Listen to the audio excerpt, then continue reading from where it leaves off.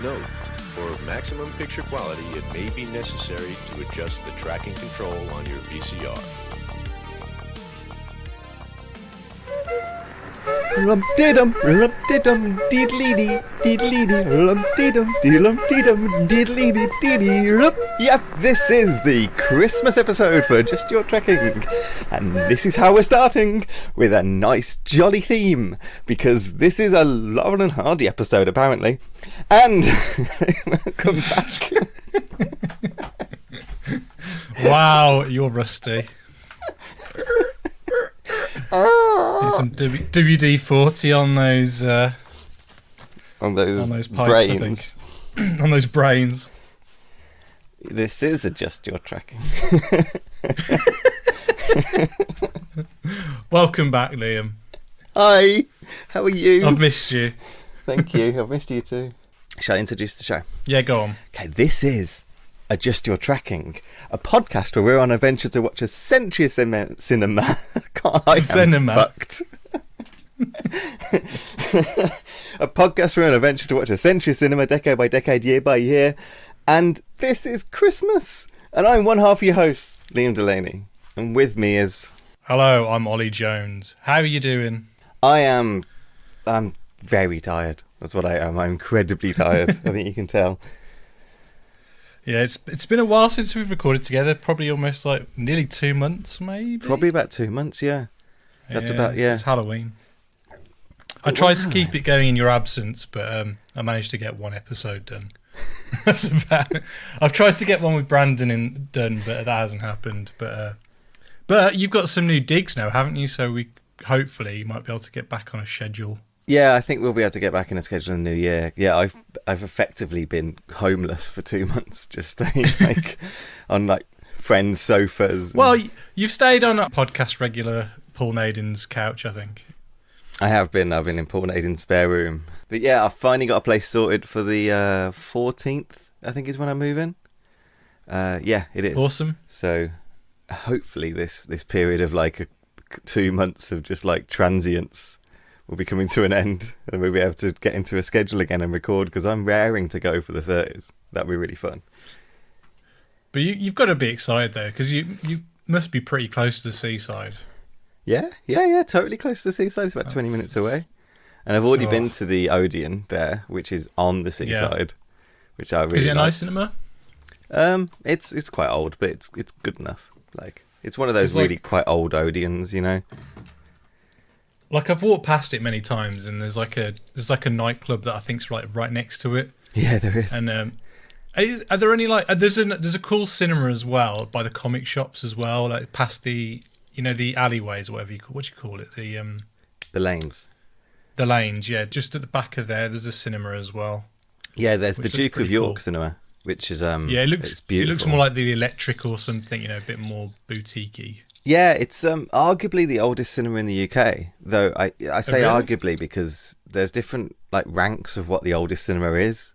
So like there's the oldest cinema that was purposely built as a cinema, then there's the oldest cinema that was a converted theatre, and then there's like the oldest continuously running cinema. So that's like 3 different categories of who can claim to be the oldest cinema. And I think Brighton is the oldest purpose-built cinema, I think. So what's the Electric in That's the Birmingham? oldest continuously used as a cinema. Like, it was never another thing.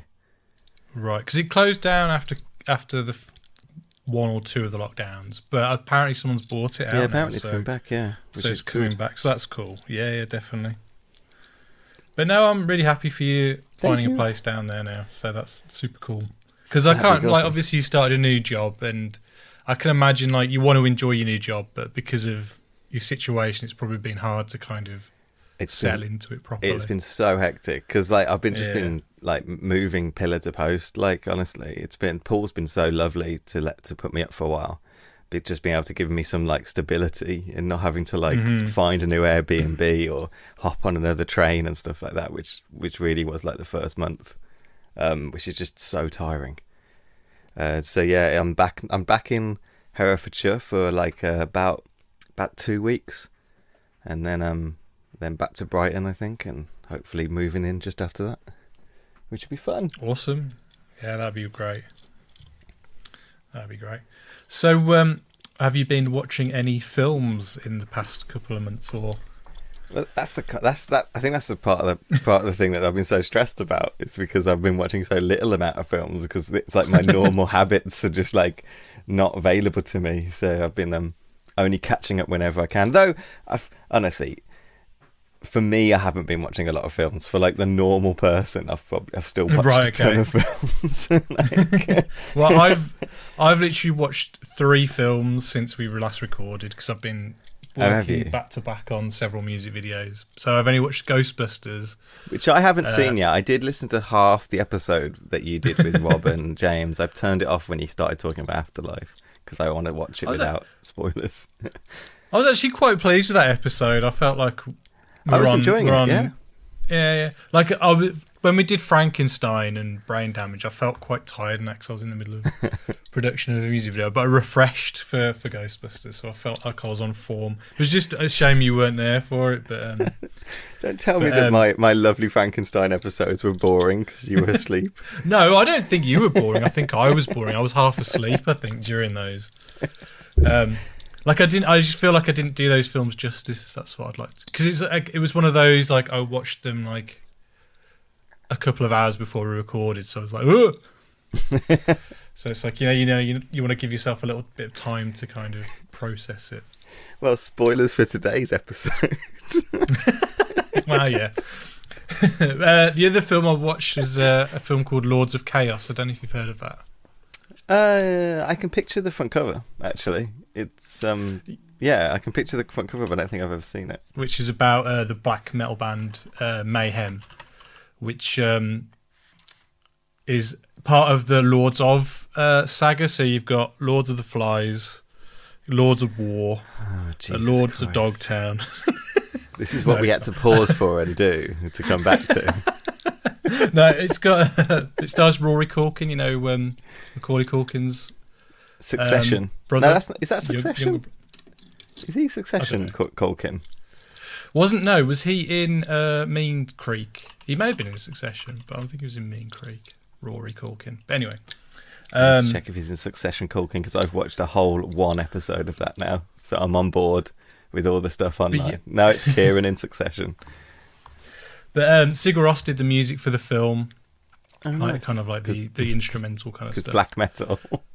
Yeah, it doesn't quite go down well. But it kind of tracks their mayhem from the beginning to the end, because spoilers. That's all the church burning, is it? Yeah, so it's about the church burning, which, I did that music video called Burning Churches. It's about the guys that these guys that burn the churches. So you've kind of got churches. Yeah, you got what's his name? It's Varg, who he was the bassist of Mayhem, but he had his own kind of side project, and they were called, I've forgotten what they were called now. Burzum. And the Rory Culkin plays Euronymous, who's like the guitarist of Mayhem. Yeah. And I listened to a podcast documentary about this, actually. Yeah, because Varg actually killed Euronymous, basically. Yeah. But he said he did it in self-defense, but he did stab him like 120 times or something like that. So sometimes you got to be sure. Yeah, you've really got to make sure. But and another member of the band also killed a man as well and stuff like that. It was all really fucked up that time in where is it? In Sweden. Norway, I think it is. So yeah, it's was it? I think it's Norway. Is it Norway? Yeah, Norway. Sorry, yeah. But yeah, the original singer, who was called Dead, and he committed suicide, and then Euronymous actually took photos of him and used him as the cover for one of their first album or EP or something. To be fair, Dead probably would have liked that. Yeah, but the film itself wasn't great, I don't think. Okay. It kind of felt like people playing. Do you know what I mean? Like, it didn't feel true or honest or real. Fair enough. It just felt a bit kind of fake. Which I know it's a film, so it's going to be fake. But I don't know. Do you know what I mean? It didn't feel kind of Didn't feel lived in. But then, other than that, I've watched a film that I think you've watched as well, which we'll talk about together. Yeah. Okay. Yeah. I mean, I've watched Since we last recorded, I watched loads, so I can't start going through since we last Yeah, recorded. it's fine. But, Cherry like, pick. I'm kind of trying to catch up with the big releases, really, because like Oscar season's coming in now, and they're starting to pump them all out. So I watched like Benedetta, which is awesome. I fucking loved it. Oh yeah. No, I was going to say Thomas Anderson film. It's not Thomas Anderson. The new Paul Verhoeven movie, which is proper like kind of like historical Christian drama mixed with Verhoeven kind of exploitation, like violence and sex. Yeah, it rules. Like, I'm trying to think. Was his last film Elle? Yeah, has he done one since? Yeah, because I liked Elle. Elle was really good. Yeah. I caught up with The Last Duel. Oh yeah, how was that? Was totally unfairly like just shat upon at the box office because people just aren't going to go see movies like this anymore. It rules. I loved it. Such a good film, like really underrated. And even like Isn't I it thought a bit Rashomon-y? Yeah, it is. It totally is about like seeing this thing from 3 different perspectives. And Matt Damon slightly out of place in a medieval drama. Ben Affleck surprisingly not. Ben Affleck's surprisingly kind of like dialed in to like a weird medieval French kind of drama, which I don't think you'd ever kind of cast him in. The pictures of him, he's like completely clean. Has he got like one? No, has he got like a little tufty goatee? He's got a little tuft on his chin, I think. Chinny chin. But he's got that kind of bowl-headed cut, hasn't he? Yeah, he has. Yeah. Going on. Yeah. But he's really Looks got like, the kind of like dukedom, like playboy kind of down. It works. Like yeah. Adam Driver, just brilliant. Yeah, got Adam Driver, awesome. Yes, like Adam Driver. Really recommend The Last Duel. I haven't caught it with House of Gucci yet, which I really want to watch. I mean, like 2 films within the space of like a month of each other. Short, like I know. Was that like Ridley's insane, and he's in his 80s now, isn't he? From all the stories, people aren't that happy with House of Gucci, but it just looks so campy and ridiculous to me that I'm sure I could have fun with it. But I mean, I don't really know the story or whatever it's about, but it's about fashion, the fashion world, which has got to be over the top anyway. Doesn't Gucci now run by Tom Ford or whatever, the guy who directed Serious A Single Man and what's it called? The other one that he did, Nocturnal Animals. Yeah. Is he in the film? I wonder.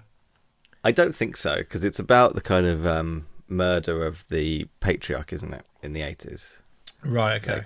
I think it's it basically looks like a kind of very expensive, like, I don't know, American Crime Story or like kind of thing to me, like just high camp and like stuff like that.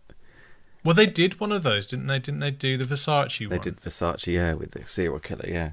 Yeah. Oh, Tom Ford is in the film. Oh, is he? He's played by Reeve Carney. Okay, don't know who that is, actually. Neither do I. He looks like he's a musician. Carrying on, I watched Tick Tick Boom, which fucking rules. Yeah. Absolutely fucking rules. One of the best films of the year by far. Andrew Garfield has got to be up there for like best actor this year.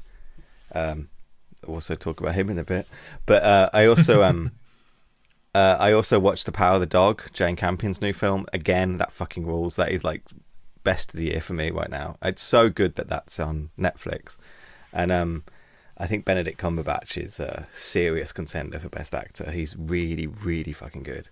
We'll talk about him again as well. We'll talk about him in a bit, and he doesn't have a shitty wig on. I also watched The French Dispatch, which I've slightly cold on. I want to watch it again. I don't like it as much as I liked his previous films, even though I didn't like Isle of Dogs. But did you know I loved Isle of Dogs? I like the animation. I just did not get into it at all. It just left me cold. Like the whole thing left me cold. No, I really liked it. I did. Like the only film of his two films of his that I kind of probably need to rewatch is Bottle Rocket. I think it's just because it's one of his earlier films, and I don't think his style had fully kicked in. Obviously, when Rushmore, like that was, he was set then, wasn't it? That was like Was that 4 years later or something? Yeah. Yeah, and then Darjeeling is another one I think I really need to revisit. I quite like Darjeeling. I've seen it a number of times, almost accidentally. And at some point it kind of just started clicking with me, I think. But I liked French Dispatch. Like, it's such a huge project, like such a feat of like filmmaking in a massive way, that I loved watching it. And I did like watching it, and I did like but I didn't quite get into it. I think it's the anthology aspects of it. I think that always quite happens with anthology films, because you're left with smaller stories and small amount of time to get to know characters and stuff like that. So I think that might be worthy if I just gave another watch, really. There's definitely stuff I really, really, really loved in it, but stuff that I almost couldn't even tell you about because I barely remember it. Really. Like, Jeffrey Wright's amazing in it, though. That's one thing that's really stood with me. Yeah.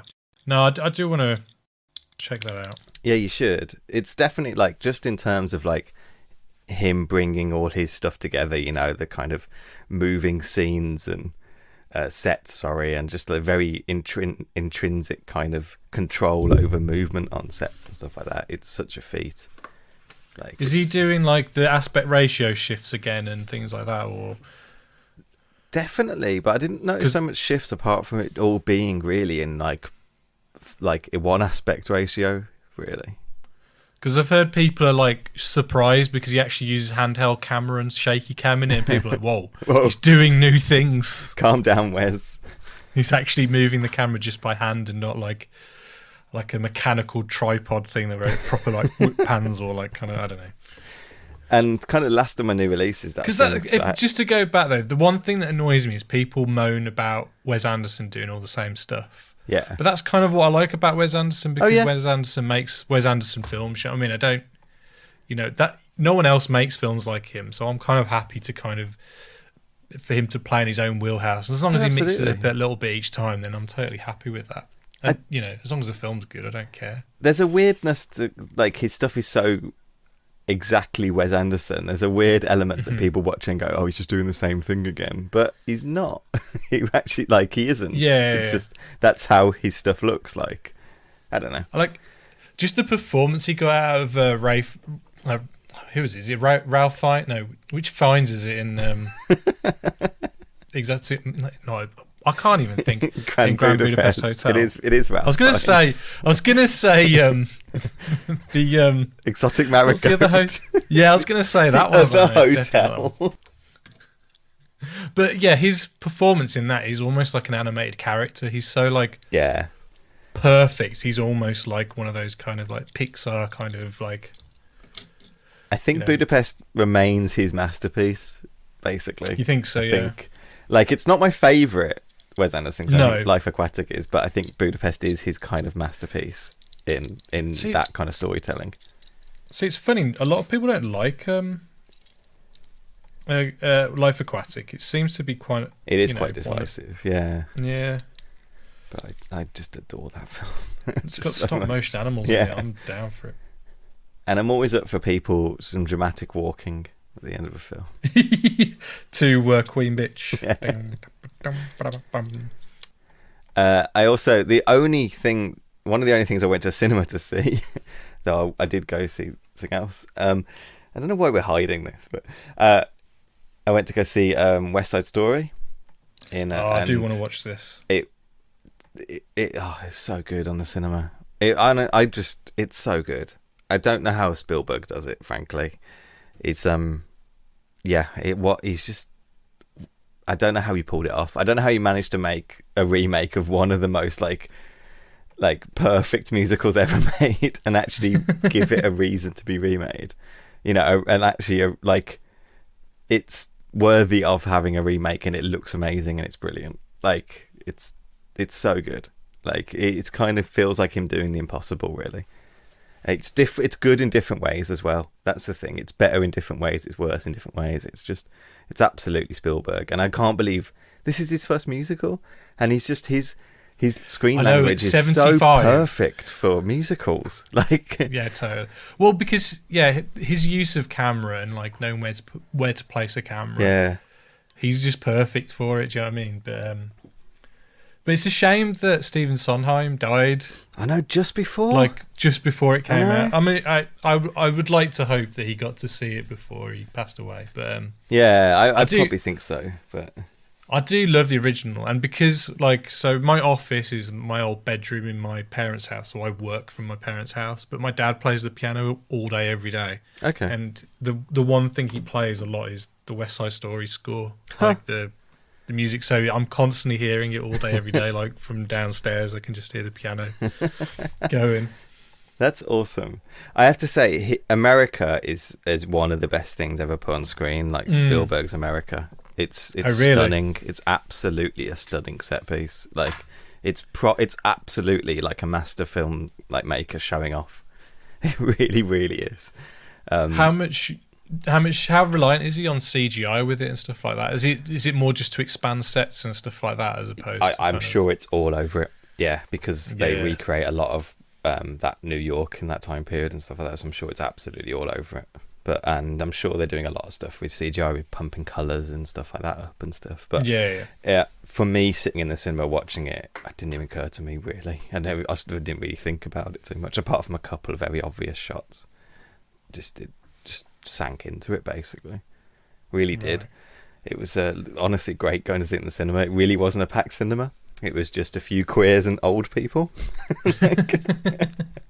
And who during the trailers they you could hear like the stunned kind of like appreciation of the new Downton Abbey trailer, like in the kind of anticipation when that finished, like the murmur of kind of film excitement. Film or TV show? The new film, Downton: The Return, or something. I think it's called. There's a new film of Downton. Yeah. I had no idea. Nor did I until I saw it in the trailer for West Side Story, and then following that was the trailer for Spider-Man, and they just talked all over it. It really made me laugh. Like they didn't give a shit. didn't give a shit. And that leads us. Yeah. So let's get into it. I mean, spoilers from the get-go. I may as well say this. Yeah. So you may want to skip ahead like 5-10 minutes. Maybe a little longer, knowing us. Yeah. But I think we're saying we're doing a Christmas episode just to catch up and do a nice Christmas film from the 30s, but we figured why not give a big long chat about the new Spider-Man film that's come out, because it's something we both love, something we're both really interested in, and it might be fun to kind of chat about really more than anything else and catch up. And I think we've kind of speculated on it in a couple of episodes. Yeah, enough. And I think a couple of weeks ago I messaged you on WhatsApp and I was like, I'm just getting Rise of Skywalker vibes from this film. I just don't care about it really anymore. But I don't know how did you feel about this film? What did you think? It's so difficult. I think off the bat I'd like to say that it's really enjoyable, frankly. Yeah. And I think that can't be dismissed at all. But it's an utter mess. It's an utter mess of a film, and it's baffling how much. I don't know. I feel very lonesome in this opinion. No, I'm 100% with you. I think the things it's got going for it is that Tom Holland is fantastic, and I think he's really good. Yeah, he is. I think Zendaya is really good. Zendaya knocks out the park. Yeah, she's really good. But like you said, it is a mess, and I think some of the big moments in it, the big spoiler moments, I think for me are really fumbled by really lazy direction or just without beating around the bush. When Tobey Maguire and Andrew Garfield are introduced into the film, it's in a dining room, and I don't know if they're trying to subvert your expectations and kind of downplay it a bit, but everyone knew they were going to be in this film, and I think they could have had their introductions. I think they could have done so much better on those introductions. I really do. I absolutely agree that it's so funny. And it's just so lazy when they come in. It's just close up, wide, close up, wide. And then you look at films like what Sam Raimi did, and the camera's always flowing. It's like it's John never Watts stopping. Is not a good director. And let's be honest. Spider-Verse did everything this film did and did it 100 times better. No, don't get me wrong, I enjoyed this film. I had fun with it. I enjoyed seeing Tobey Maguire. I enjoyed seeing Andrew Garfield. But like Spider-Verse and Spider-Man 2 are hands down like they're the what do you call it, the top of the totem pole. They're what you got to kind of reach for, and this film did not for me meet those films in any stretch of the imagination. But like the way they introduce like Peter B. Parker in Spider-Verse is just fantastic. Yeah. And I don't know if having 2 extra Spider-Man kind of muddies it a bit. Maybe I think there's so much in this that muddies the water. I think that's like the thing that I can't stop thinking about is how much everything in this film muddies the water to goes against what it's trying to do. Like if it was just Toby, it would clean it up a bit, I think. But then it would be a bit of a fuck you to Andrew Garfield, who I do actually think gets some nice little moments in the film. Andrew Garfield is wonderful in this film. Like, he's absolutely wonderful. And he absolutely he justifies everything about like him being in it. To the point, I loved him, and I have to say that there was a couple of people next to me, a couple on down the line. There was like three girls, I don't know, about 10 years younger than me, maybe not like massively younger.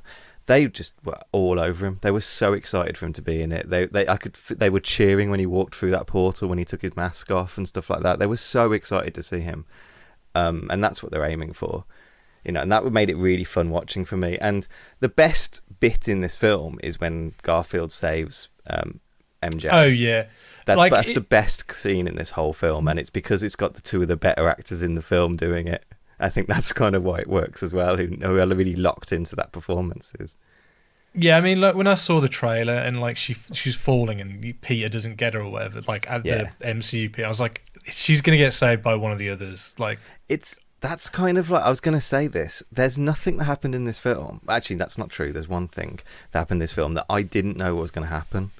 Like, we sat down when we chatted about this, what speculating what's gonna happen, and we just knew everything. And I didn't think that I was like any kind of insider details or anything. Do you know what I mean? Yeah. But like the trailer just left so much like stuff obvious. And the only thing I said to you that I think Toby's gonna die and give the line to Tom. And so that's the only thing that didn't happen, was that they just gave it to Aunt May instead.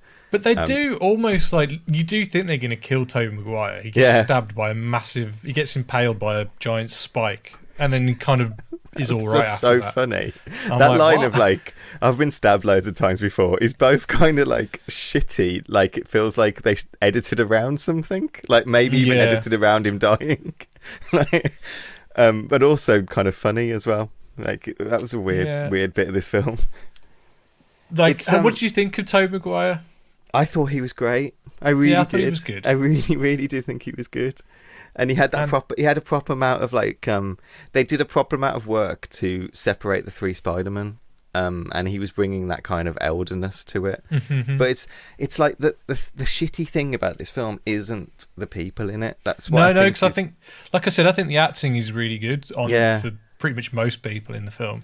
And I think the thing I can really praise this film for is they nailed the 3rd act, which I think that's where all That's where it all comes from. I think that's where all the goodwill comes from, because I think I think Jamie Foxx was probably one of the weakest links. He really was. And the lizard. I have so much questions about all this kind of the villain stuff. They honestly only really needed to have Dafoe in it. Like honestly, nothing really would have changed if they just had Dafoe. Like, I quite like Melina in it. Like I like Melina, but he has nothing to do. Apart from the first part, he absolutely just gets written out. Like, what is he doing between the apartment fight and the statue? Like, this is what I was wondering, because we know he's good now. Are we meant to believe? Has that explosion damaged his chip again? Damaged the chip or something? Yeah, because he just disappears, and it's like, hang on a minute, why was he not in the science labs with? Yeah, why didn't he go and help Peter or anyone? It didn't make any sense to me. Like, and they do a really shitty fake out that he's still evil, but we know he isn't. Like, it was a shitty fake out. They just put him in there because they forgot to put Melina back in the film. It felt like at the end. Like, my friend was joking that he went to go see a Fiddler on the Roof, in that time. Oh yeah. But it's so just, he doesn't do anything after that, and it's really annoying because even his fight, the first introduction is Melina Doc Ock, and it's not got that vibrancy of like Sam Raimi, and you instantly are like, this is like poor quality, like copy of Sam Raimi, and I think it never quite gets past that with Doc Ock. I think I mean, Melina's good, but it never quite gets past just being a poor copy. And I think so much of this film is hampered by COVID shit. I think like the introduction of them in the room is a COVID thing, you know, just them walking in and how they're blocked in that. Do you think so? I think so. And I think why is that though? No, they could do like so many different things with like. Oh, there's different things they can do. You think it's Tom Holland Spider-Man, like in silhouette, like zipping around, and then all of a sudden it's revealed it's. I don't understand how they didn't do anything like that in this. And it's just, I think it was just Andrew really Garfield just hiding in tunnels for like. It just felt really lazy, and I don't know. I think I really hated the first part of the film. That's what I really wanted to get to. Like the blocking in the kind of set pieces with like zapping them into like the little chambers. That felt really COVID stuff. That felt like none of those actors were there. Yeah. At the same time at all, and it was shit. It was so boring. Yeah. And they had to get so far in. Like I kept on checking the time. It was like over an hour before like anything kind of started moving in the plot, and it was all set up, and it was so much crappy setup. Like the whole beginning of it with him being hunted by the police because he's Spider-Man, like Happy and May splitting up, them moving from their apartment, the InfoWars stuff, like him being arrested by the FBI, Happy also being arrested by the FBI, the introduction of like Matt Murdock, the relationship problems with him and MJ, the first day at school, him going to Doctor Strange to do the spell. I hated that scene with the teachers so much. Oh, it was so bad. Like, and yeah, him going to Doctor Strange to set the spell up. Doctor Strange saying he's not going to do it. Doctor Strange then doing it. Like, it's a lot of. It's also like Sandman. Like, I'm good. I'm bad. I'm good. I'm bad. Like then the MIT stuff, having to go to MIT, we're all going to get in MIT, which is a dumb thing to anyone to think. Them all not getting in MIT, then him going to decide he's going to talk to the lady on the bridge. Like, this is a whole hour, and it's just paced so badly. Like it's rushed. It's got so much to talk about. It's not giving any breathing room whatsoever. It's muddled. It's pointless. Like, there's absolutely no reason for them to have to write into this script to move to Happy's apartment. Doesn't need to be there. Yeah. Like, Happy basically doesn't even need to be in this, frankly. Also, this is meant to be set like a couple of days after the previous Spider-Man film. And let's just say he's had a few Twinkies in between these films, so he doesn't look the same. It's just annoying. Like, I found it just muddled, and they're finally trying to give, like, you know, Marissa Tomei stuff to do in that beginning section because you know, they've got plans for her. Yeah, and it's finally they'd start doing it, but they give a crap to do when really what they should have done is just stripped it away at the beginning, and it should have been about like Aunt May, Peter, and like MJ. Just get them that first bit of the film, get that nailed. Don't worry about the stupid set pieces like MIT and stuff like that. That was a distraction for the plot, you know, because it ultimately was. Even like Doctor Strange felt like a distraction to the plot in this, like the huge fight throughout the mirror universe, which was cool, but it all felt like just distraction from me sitting there knowing that 2 other Spider-Man are going to be in this, and all the villains are. Like, do you know what I mean? It just felt like, oh, get to it. Like, I'd rather have that more up front. The one thing I was confused about, okay, so at the end, he said, no one should know who I am anymore. Mm-hmm. No one knows who Peter Parker is. Okay, does that affect then the Andrew Garfield and Tobey Maguire? I don't know. Because like this is the thing about magic. It's so it's just convenient. There's no rules to it or anything, and that's why I find magic a bit messy in films, because it's like, Well, like, and you that can same just do regard, anything, and it's like, and then it can't do something when it's convenient, but then it can do something when it's convenient. I'm just like, in that same regard, like, why was Electro there? Because Electro didn't know Peter Parker was Spider-Man. Like, exactly, why, yeah, and why was Venom in the Yeah. film? Because Peter Parker doesn't even exist in his universe, so that doesn't make any sense. Like, well, I think spoilers for Venom, the last Venom film. I haven't seen it. There's an end credit sequence where he gets blipped into the MCU, and he's watching a news report with Spider-Man on TV, which is Tom Holland saying he's now Spider-Man.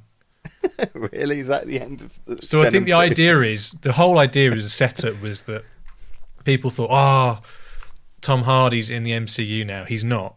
He blipped into the MCU, left a symbiote, and then blipped out again, or whatever it's called. Yeah. But then I'm confused then. Is Mobius now part of the MCU, or is that part of the... I don't care about the Mobius. Sony stuff? Because the Vulture's in that. I know.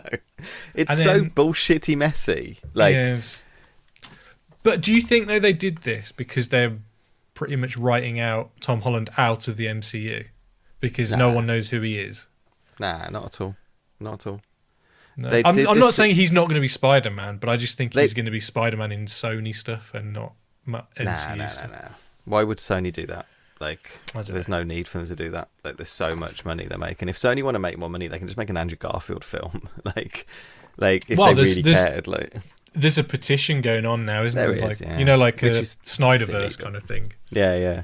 But they would more likely to do that than jeopardize the amount of money they're making through Marvel, because this is like the most successful film I ever made. Like, so. Well, it's the second highest grossing weekend of all time. It's like maybe $600 million or something like that at this point. Yeah, it's basically a super spreader event. I would have a look at Box Office Mojo, but that website has pretty much shit its pants in the last couple of years. It's bullshit that they had to do basically One More Day, which is the worst Spider-Man story ever told terrible, in the comics. Yeah. And it's shitty they had to do this to basically just get Spider-Man to the point where he should have been in the first film. And it's so dumb that this is the amount of hand-wringing they had to do to just get him to the point of being Spider-Man. It's so weird. I was hoping that, at the end when he's in the... he's got his apartment, which I don't know how he gets an apartment, because technically he doesn't exist. He hasn't got a job. But I was hoping you at least hear rent or something in the background. But it was, and I just I mean, I want to be nice to it because there was stuff that's really fun. There is I liked watching the three Spider-Man zip together. I love seeing the Raimi suit again, and Dafoe is just wonderful. Like, if they didn't have Dafoe for this, it wouldn't have been the same film. But Dafoe is so on point and so into it and so committed.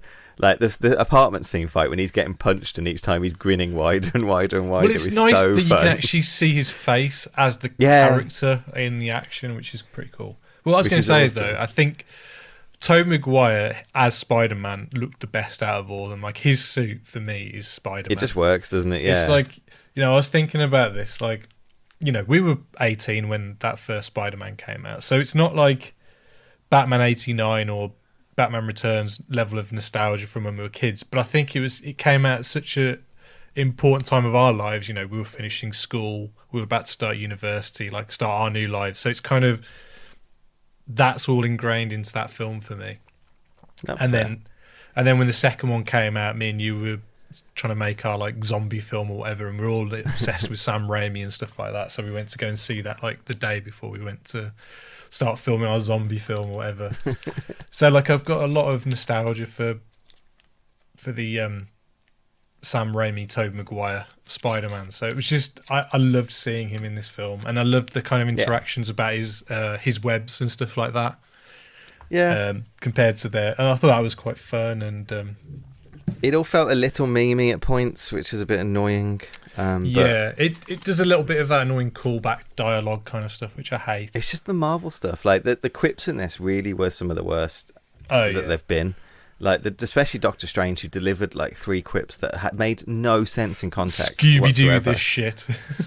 Yeah, and the one where he goes, the kind of the ongoing, the callback one about Stephen or Sir, He literally says, like, call me Stephen, so he does it, and he goes, that's not right. And it's like, well, what's this joke? You just said do it. Like, what's this joke? It doesn't make any sense. What's he meant to call you? Yeah, why are you being a dick? But and it's weird, like I was saying about One More Day, it's weird that you would transcribe, like, Mephisto into Doctor Strange, into this storyline, because it's very much, in One More Day, the whole point of it is that literally he's making a deal with the devil, and this is not going to be a good thing if you do this. And in this film, it's meant to be a friend and mentor. Well, I think that's the one thing we speculated, that we thought it was going to be Mephisto as in disguise as Doctor Strange. We were thinking, why would Doctor Strange do this? Like, why would he be? Yeah, why would he think this is a good idea at any point? Yeah. Which clearly proven to not be. And I really, really hated the MacGuffin over, like, the kind of the box, the MacGuffin over, I can press this at any point. Yeah. But they don't. I hated there was so much, just, like, too much business going on when it needed to be a little cleaner. Just streamline it, yeah, totally. It needed another rewrite or something just to kind of neaten it up. And even, like, just kind of, like, I mean, Sandman was there because no one would know Doc Ock is dead if Sandman isn't there. You know, that's the whole point of him being there. He's got no other fucking reason. Like, so what does he do apart from that? Like, he's kind of a nice guy and he kind of wants to just go home, but then he just gets angry and fights for some reason at the end. It's just silly. Like, Lizard's there, I don't know. Lizard didn't even get killed by, like, Peter Parker in the film. Like, it's not the same, like, pathos for Lizard at all. It's just because they have to put him in, because you have to have, like, someone from the Garfield films. When he was talking... and you might as well have Electro, because he's Jamie Foxx. So, of course, you're going to cast Electro. When Lizard was talking, I was like, that doesn't sound like Riffians. But then it was him at the end. I was thinking, that sounds so bizarre. It sounded like really bad ADR, the Lizard voice. It was really weird. I tell you what, I didn't like... Like, I was kind of thinking as well that the whole Loki thing would have had an impact on the multiverse in this, but it seems like everyone's got their own little multiverse problem that's not resulted from Loki's thing, which I thought was the main thing, thrust of this thing. Thrust, yeah, I thought same. Yeah, it's weird. They seem to be setting it up all, like, separately, and, like, the Doctor Strange one that's coming up is all about Wanda and not Loki stuff. So I don't know. It's weird. It's just, and it's just, I think the only thing this film does at the end is basically set up a kind of new starting point for a new trilogy, which, you know, Tom Holland's going to do and everything else there. The only person that might not return is Zendaya, and because she doesn't need. Yeah, but she doesn't need these films. Like, she's done, like, 4 films this year and all of them have been successful. Like, she's huge. Like, the people next to me are talking about Andrew Garfield. They were popping for Zendaya more than anyone else. That was, you know, Zendaya was one of the reasons for them to come watch this. If Marvel will get her back in the films, and they shouldn't chicken out on that. The next film shouldn't have her in. It should be like Black Cat or something, you know, because that's what they're kind of setting up with this. But I just don't think they will do that, and it's a cop out, you know. It's just like, it's needless to do all this like business, really. That just kind of feels like it's going to end up going nowhere. Very blue. It's very sparkly, isn't it?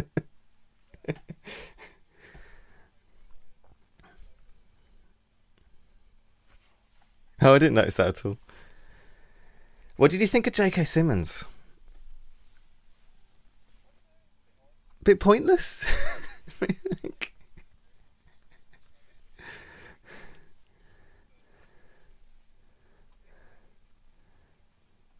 Yeah, I didn't notice there was meant to be a huge time gap with that. I was moaning about that to someone else because I thought it was really funny that in the MCU, like, InfoWars gets played on, like, the Times Square. Like, yeah.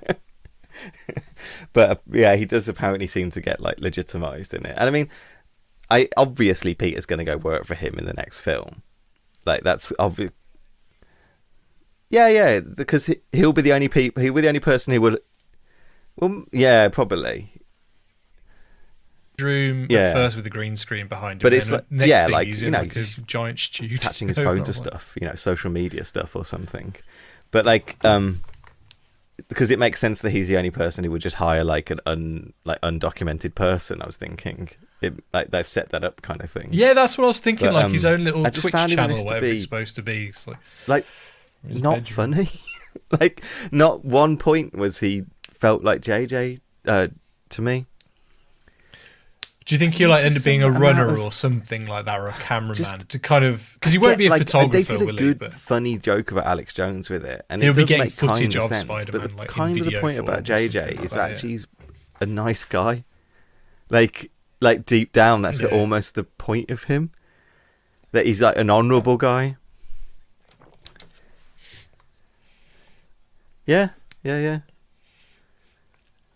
He's got his kind of morals, and they're ultimately like good-hearted, you know, like even if he's like places them wrong. But I think to put him into InfoWars, he needed the flat top. I don't think you could ever say like Alex Jones. He has his own morals, but at the heart he just wants to be a good person. No, he doesn't. He's a grifter. Like, and I think it's a bit weird just putting JJ as a grifter.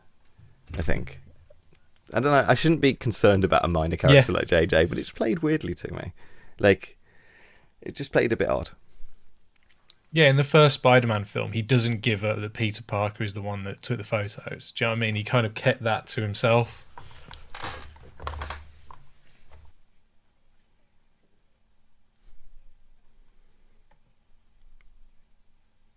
Yeah, it is James Horner.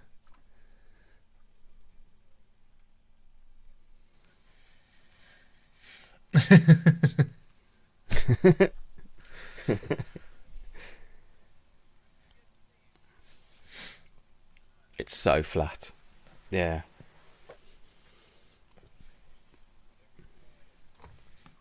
No, I agree. I'm trying to think if there's anything else to talk about. I quite like the music. What's his name? Giacchino did a decent job, and he kind of mimicked.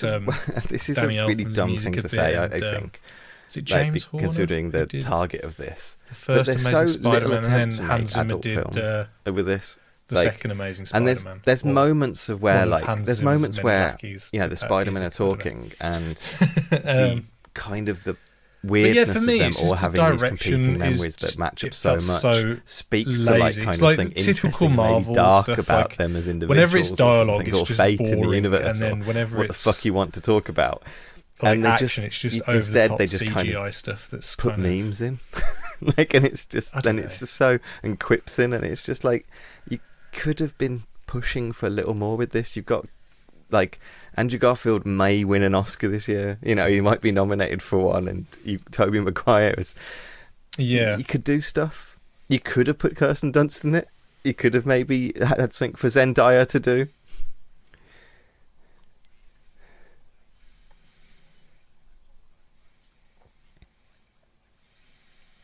Right. I think considering the story they were... Well, yeah, true. This is the other thing I was going to say, actually, but let me just complete my thought, because you just reminded me of something. But, like, I think considering what story they were wanting to tell with Zendaya, with MJ in this, I think it's criminal that there isn't a scene in this when she's talking to, like, one of the other Spider-Man's, like, partners. Like, about how difficult it is to love Spider-Man, how difficult it is to be in the relationship, how dangerous it is, the stuff that's happened to them over the years, what have you. Like, just one that scene would have for played each of really those nicely. They went back home and there's nothing like that in it, because just to kind of see like, them Kirsten in Dunst doesn't sell their toys. environment. I mean, I don't know what. That's just what it feels like. We have to have like the lizard in it or something.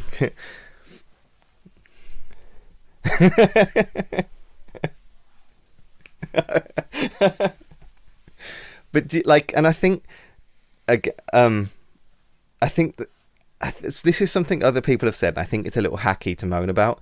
But I think the fact that intimacy and like romance is so shitty in the Marvel universe, means that the story they were telling is really hampered by its own kind of display of their relationship. I feel like I think of them as a couple because I know they're a couple, not because of what they actually do. They did do a Kirsten Dunst action figure from the first film. It's when she's wearing like that red twice Chinese on screen, dress. as far as I can tell. It was a terrible action figure. Yeah. This is like their first proper kiss, and it's shot really badly. But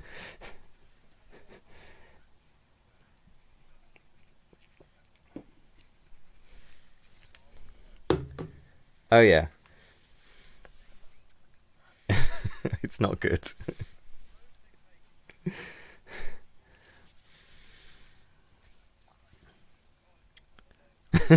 Yeah, not because they. Well, yeah, because I think they've only been together. I'm not demanding that basically. Far From Home, there's been jokes really. about it. I'm not demanding that we have to see them having sex or anything. And like it was that. like a little peck. Would the it be first so bad one, if they wasn't it? were It in was bed like a little together at on some the cheek point? kind of thing. They're like incredibly attractive young people. They would be tearing each other's clothes off all the time. Because when I got It's home just, after seeing, and that was kind of like it's No so Way Home. Far exactly. From Home That's what I'm was trying on to say. TV, Yeah. and it just annoyed me, that film. It just the moment they take a, that's like, true. It's like whenever they're they do not. like They are actually not playing 25, are they? Or a TV show. It's like, oh, let's go on holiday. Let's do the film on holiday. But they feel chaste to me, and it feels like this kind of shitty kind of fear of like intimacy and fear of sex that you get into these chase films, and I think that's makes them feel really fucking immature as characters, like really weird and not human. Basically, just makes them not feel human to me. And I just think there is a way to remember these are Disney make films. These more romantic, and I think the very fact that you had, even though in real life they're 25 years old, they're still playing, but they're 16, much more 17-year-old romantic films kids than these that ones are meant to be. Like it's much more about them. They're as a meant to be couple. quite chaste. Do you know what I mean? Gersten Dunst was an absolute icon. Yeah. The kiss is so iconic. Like in the first Spider-Man film, like and like they even aped, like there's a bit in Spider-Man 2 when they're resting on the webs together. They aped this on the school roof and stuff. And I think by aping these much more superior, more romantic shots just made me constantly think about how they fail to kind of get that romance over in this. And that's a failing of Marvel films really for me.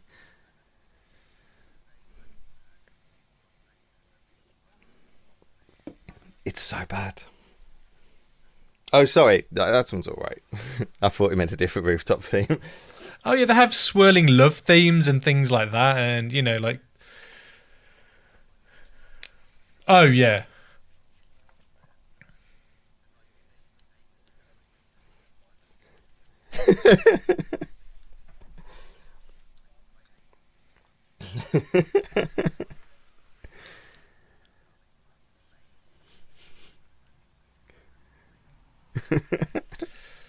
Yeah, I mean, he's got it memorized. Like that rooftop scene as well. When they're all the Spider-Mans. But it was all right. But the thing I found awkward was they all talk about what Uncle Ben Marissa said, Tomei is a wonderful actress with great power comes great responsibility. So I was hoping, because Andrew Garfield, tear in my eye. Martin Sheen didn't say that. He kind of said this really they really nullified thing it that was by what they did before. And I wish he'd start saying that it was meant to be this shocking quick event. And while they do their little having quick to kind of stumble around quite fine for a while. Great responsibility. He's still going with his she's dead. You do good things and I don't know. It. I thought it was a really effective scene. It made me cry. That Martin Sheen had to I say. think it's a shame because they've misused May. What do you think in 3 about killing films, Marissa and then Tomei? they've basically just fridged her. And Spider-Man never had a fridging of May. That was, and it's. Do you know what I mean? Gorgeous, and I think that's a choice. Not a good choice for me, if I'm honest. But it works in the film. I just don't think it's a great choice. But we'll see. It's like the best casting they've ever had for Aunt May, and I just think they've squandered it. I knew as soon as she got up, I was like, she's dead. Weird relationship with Happy. Why have you milked for no reason? I honestly didn't even remember them being together when the film started. If they hadn't addressed it, I wouldn't have been like, what's going on with their relationship? Mm-hmm. Yeah. Yeah.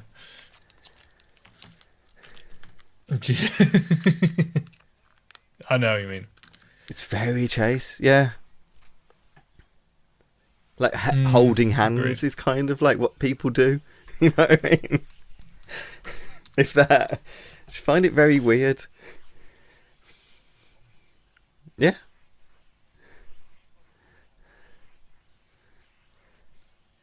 because it was a fling. Yeah, but all this is like, that's like Christian. No, and all this is like Christian kind of purity ring version of like families and relationships. Film, and I don't. You just cut back to her on the phone now and again, and she's hanging out basically. Happy. That's it. They have lunch together. Like we were saying, it's very chaste. Even Exactly. their relationship is kind People of fuck. Like, yes. You know. It's just weird to have it so not a part of people's lives. Yeah. Like, to be so just like Chase is but just even really like weird to me. And it feels really unreality to me. I mean, obviously they have a kid at some point. It makes it feel incredibly childish. Down to it at some and I point, know that's a like, silly thing to say because we're literally talking about Spider-Man. But you never really saw them as a couple. But properly. There is a level. And it's not, adult doesn't mean dark and gritty, and it doesn't mean like full on sex. It just means about maybe treating them more like humans. Hey, at least Bruce Wayne fucks in his films. Like weird random. You know. Even Superman did in.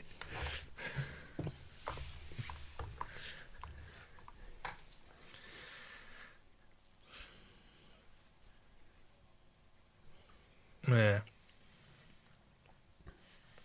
Yeah.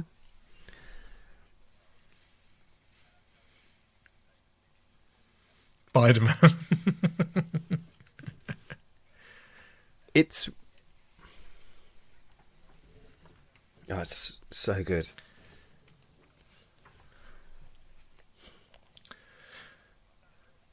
It's like I'm part. Yeah. It's like I'm part of one of these film groups on Facebook, and this one person was like, "Can't you guys just enjoy something for what it is and just kind of not have to pick it apart or whatever?" And I was like, "I'm not picking it apart. These are genuine criticisms I have with this film. I enjoyed it, like very much so, but like, you know, it could have been handled and dealt with so much better. I believe in a lot more chemistry between him and Grim. And like again the other day, Into the Spider-Verse was on telly, and I just thought, I'll just watch 5 minutes of it. I'll watch the whole film. And I think for me, a weird choice I wanted to kind of ask you about as well, that film is in my top 10 about the films kind of the 2010s. Spider-Man. I think it's Spider-Man. perfect. Like style. It's really weird how you kind of get the impression they didn't do anything after their film, like Miles Morales. And I don't really get why that was the choice. Everybody in that film. Like, why couldn't Maguire at one point say like, regardless of whether or not they've been in other films or not? I don't know. I thought a bunch of symbiotes. Every moment in that film is earned, whereas I don't think they're necessarily all earned in this film, personally. Oh yeah, totally, yeah. There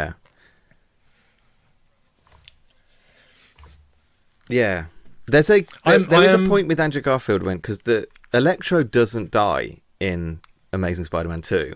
So Spider-Man. No, he doesn't. And what Electro's talking about didn't happen on film. So that's clearly them. That's clearly them suggesting something else as like gone on between them, something a bit darker. It's kind of funny the one they've put they try and display as the darker like Spider-Man. He's just incredibly goofy. It's clear they're still operating as Spider-man because like Andrew Garfield's not playing it in dark. Andrew Garfield whereas said, they kind of suggest like he's meant to be like the mirror to Peter's darkness. And meaner and right kind now. of or I started throwing my punches, didn't he? That's what he said. And, yeah. So he's.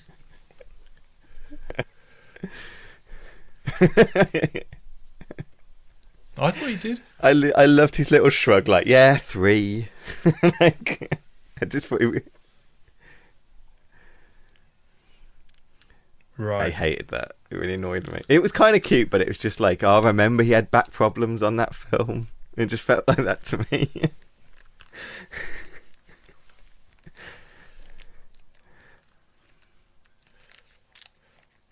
Yeah. Well, I like how they do like the whole, I did quite like it with him being like, I'm older now, and it just, But it really shouldn't Toby be number one? I just felt weird how like Andrew Garfield's number 2, I just and then felt he's like he only ever had 3 adventures, and that's my OCD. It just sounds weird to me. Like they could have mentioned. And then there was like I think Tobey Maguire, and give the impression they had a career of being Spider-Man. Yeah.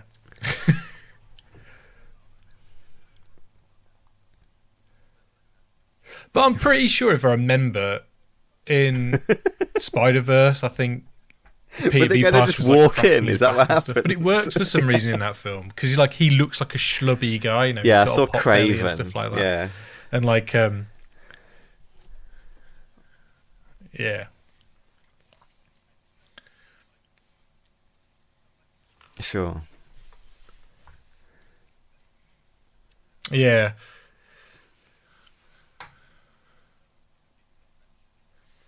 Well, yeah. I didn't quite like the visualization of the multiverse characters coming into the world. Yeah. Like I don't get it. Like it was like they were floating in the air. Like were they just gonna drop down into the ocean? I don't know. Yeah, because like I noticed Rhino and stuff like that, and I was they like, just thinking, die as good people. I don't get it. And I think that could have been visualized better. I mean, I understand in terms of like trying to tell a story, it's a lot easier to show rips in the sky and he's. Well, I think it's just happenstance that visually basically that works better. It happens to Melina I and don't know, and like these Norman characters are meant to have been pulled Defoe. out. I don't, because it from doesn't moments they're gonna actually die. apply to Right, any yeah. of us, which is the That's- dumb thing. Because Sandman is This very what they're much saying not in a the film. villain. So they're pulled out at the moments just before they're about to No, he get doesn't. He killed gets put in by jail. Spider-Man or in a fight with Spider-Man. By making them good, how does that, when they go back to whatever point they're at, how does that Yeah, he stop pieces them out. not dying? But this is very clearly a Sandman from much after Spider-Man. And then 3 does that mean that as well. the two of the Spider-Mans, Yeah, they know each came other through better at a point when because they they were don't know going each to die other in their Spider-Man 3. universe? He's just a guy. He's not like Peter Parker's like friend from school or something. That's the thing that I shouldn't be so hung up on these details, but they put so much. They put so much exposition in this film that you listen to it and go, Lizard dies. That doesn't make sense. But Sandman doesn't even die. He just goes. With the writing. Peter Parker, he and then you got Defoe nailing it. That's just what made it work so much. Like, and the problem is with Willem Dafoe in this film is that it reminded me that he is so good as like they've Green worked Goblin. together or something. Sam Raimi was so good at casting these villains. That's another thing that made me thought about. There is a reason why. I don't know. Maybe Spider-Man 3 is fun. I'm not going to bash it.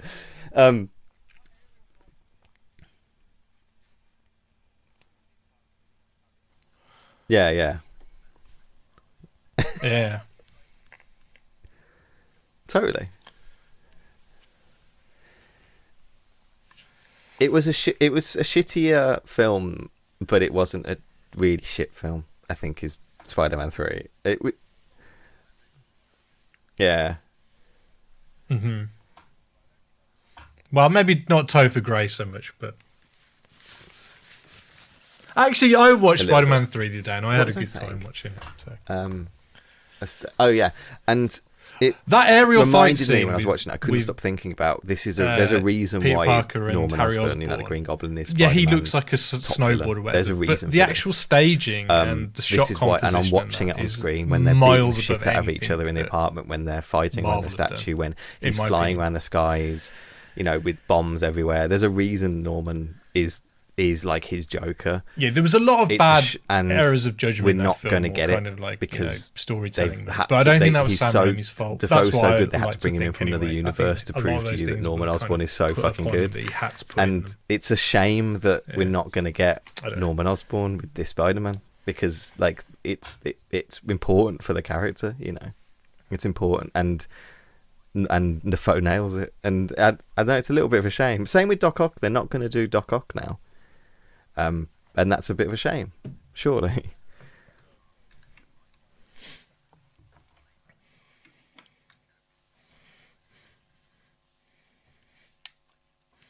Mm-hmm.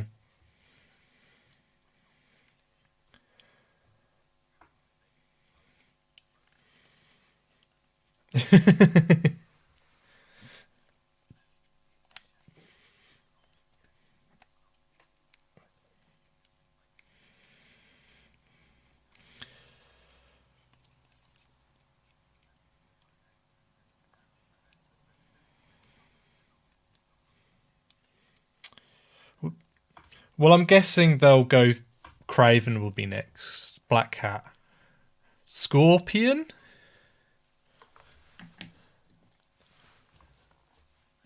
And I reckon.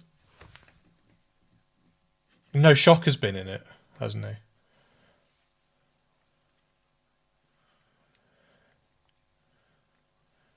Oh, I thought that was Shocker. I don't know.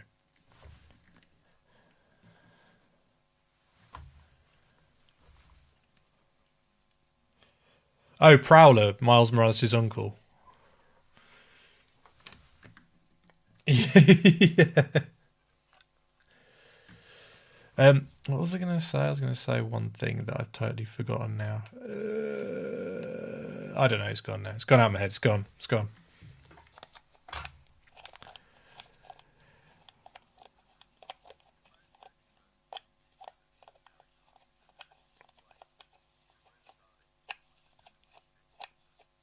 Oh yeah, I think he's. I don't want to be a cameo.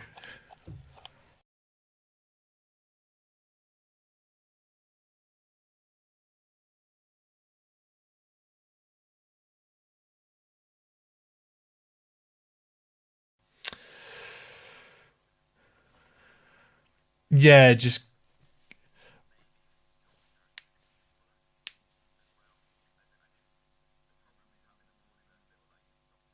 it really nullified any excitement for me. It was really I think of if Andrew Garfield had like a definitive villain that was like you're like, wow, this amazing villain, then I think you could probably get away with just having one of each of their villains or something as opposed to having all. But I like seeing Melina again, I have to admit, and I think that they did a good job with the de-aging. I think he looked pretty good, and I think Willem Dafoe was obviously de-aged as well. I think that's just Dafoe. He's just not human. I did like his hoodie costume as well.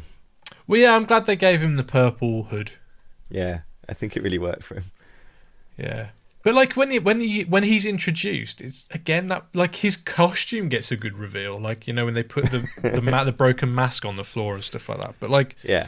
His reveal is just like a shitty close up, and I'm like, wow. Oh yeah, I know, because he comes out the clouds and you get the bomb, and then the next time it's just a shitty close up in an alley, isn't it? Yeah, and it's like, that's not dramatic. That's not like that's your reveal. And I think it might be because I think sometimes they don't even know when the reveals are. I think the way these films are directed sometimes. I think what they should have done was, okay, you see him on the glider throwing the pumpkin bombs. Next shot, you kind of do the version of, you know, when Spider-Man puts his costume in the bin and he's like walking away. You have the shot of the goblin costume in the bin. Yeah, him smashing and him walking away like in the background without the costume on. Then the reveal is when he's in the cafe or whatever. Yeah, that's a nice reveal.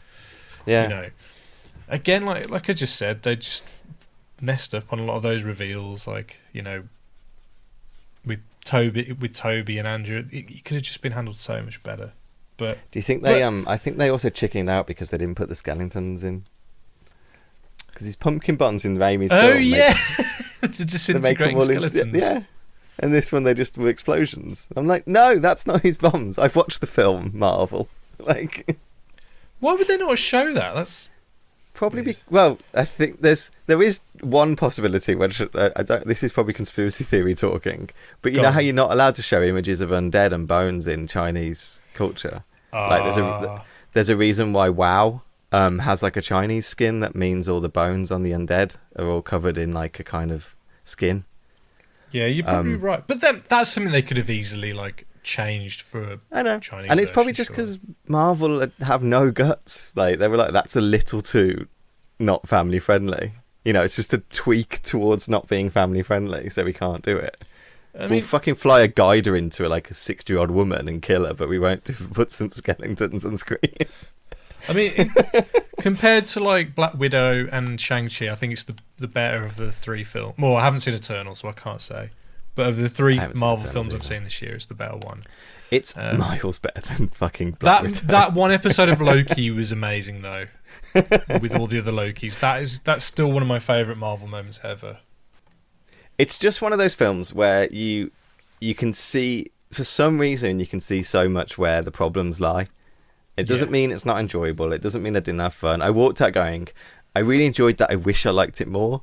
And that's always key for me having a rant, I think. Like, yeah, because you can see where the potential is, and that's where the frustrating thing lies. Because, you know, and you can really see what they did right, and you just wish they kept on doing the right things more.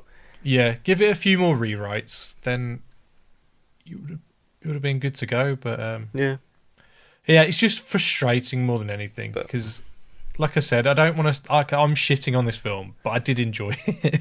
Yeah, I know. Yeah. It's not unenjoyable, and I would be lying if I said it was really unenjoyable. But I think the first third is really shitty, and that really put me on my back feet when I was sitting there going, "Oh my god, what are they doing with this timing? This isn't how films are timed. What's going on? Like, why is it like this?" That's what I was gonna say. Do you reckon Kingpin will end up being like a Spider-Man villain again? Maybe. Because, like, I think, spoilers, he's in Hawkeye, isn't he? Yeah, he's in Hawkeye, yeah. And obviously Matt Murdock's in this, which is a shame. I'd love to have seen him in costume, at least in one scene or something. Yeah. Just because Daredevil's one of my favourite Marvel It was a nice enough cameo, but it was a bit annoying. It was just the placement of it was so annoying. They just needed to cut all that shit down more. Like, it was... They muted... For some reason, they were obsessively telling you this story about him being arrested, and also wanted to mute it within 5 minutes because that wasn't the story they were telling. And it's like, you can't do both of those things. It seemed like it was over straight away. No, it was complications. No consequences. After that. Yeah, they said something about Happy. Well, your charges aren't going away, and then there was a bit where Peter found the Stark technology in like the house, and I thought, well, that's going to play into Happy's legal troubles, but not that I wanted to see the Happy legal drama. I just weird that they introduced these shit and then it wasn't anything. I'll tell you what else is confusing. So at the end, when Happy's chatting to Peter at the grave, and he's like, "Oh, how do you know?" And he goes, "Oh, I know him through Spider-Man. I knew her through I knew her through Spider-Man." How does he know him through Spider-Man? No. What I need to know, I need this in dialogue, what he thinks May's relationship to Spider-Man was. Yeah, exactly. like why? Why did this old lady live in Queens know Spider-Man so well that everyone's connection to her was Spider-Man? Like, did no one... I don't know. It made no sense to me. And am I to believe through magic any piece of footage or video of Peter being Spider-Man or whatever that's changed? Like, yeah, it must magic? Do. Yeah. I don't know why you couldn't have just said to Happy, I was her nephew. It's not like I know everyone's nephew in the world. Yeah. It's not like I'd go, "Well, I'd never met you before." It's like, well, yeah, I don't tend to meet nephews of people all the time. Was that after the MJ scene? Was it after that? Yeah, I think so. Maybe he's just trying to distance himself from everyone now and just... Which was... the MJ scene was one of the better scenes in the film, and that was actually kind of cute. I did like that. But if they don't at least do one film without her, it's an absolute cop-out, and I'll be mad at them. Are you sad to see Ned go? Kinda. He was crap in this film, though. He was a proper third wheel in this film. They had nothing for him, and now he's suddenly magic. And well, that's the thing. They're gonna. So Doctor Strange is gonna remember meeting this boy who can use magic, and he's like, "Well, how do I know him? Where do I know him from? Like, where do I know him from? Like, how does it change the scenarios in which they meet these people?" The whole point is about One More Day is that it doesn't work. You can't do this. Like, but it feels weird to end a film on that. I don't know. Yeah. It's what pissed everyone off in the comics anyway, because everyone read the comic and went, "Well, when are MJ and Peter getting back together?" And Marvel didn't want to tell that story, and all the fans were going, "Yeah, but when are they getting back together? Because you've set this up." Like, you've set this up, so when is it happening? So do you think if you to do One More Day in a film, you do that at the beginning of the film, and then by the end of the film, it all reverts back? So it's kind of got to be. Yeah. Because you're setting up a start of a story, aren't you? You're opening that story, and it's not a finish point. Yeah, but you've got to remember, though, these films they're not films anymore. Points. Yeah, they're just... But, like, the end of, like, It's a Wonderful Life isn't when everyone forgot him. Like, the whole point is the end of it. Yeah. Anyway, speaking of Christmas films, well, it's not really a Christmas film, is it? Should we get on to our main... That's a good transition as any. Because they're both Christmas films that are not really Christmas films, as I could, as far as I could tell. That's a good point. So we're not right in the middle of our 1930 series. No, we haven't even started. We haven't started it yet. Like, But since we kind of are in the kind of mode of we're covering 1930s films, we figured for our Christmas special we'd cover a 1930s Christmas movie. And the one that immediately stood out, and basically Googling 1930s Christmas movie, I think that's how I got here, was Babes in Toyland. So we're covering 1934's Babes in Toyland. Here they come. Call out the guard. Break out the colors. Summon the Marines. Hasten the royal musicians. Thousands upon thousands of musicians. Strike up the band.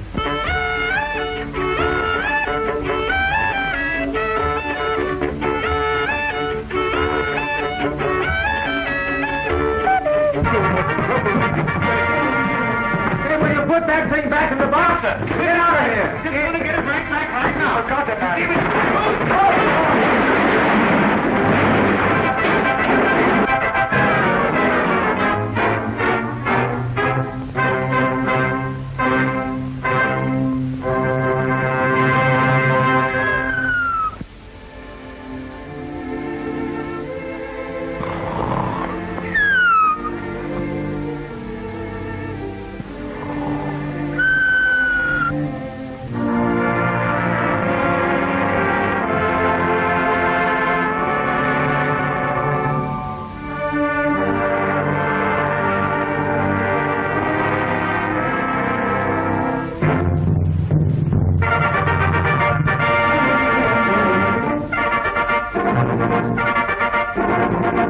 Open that window.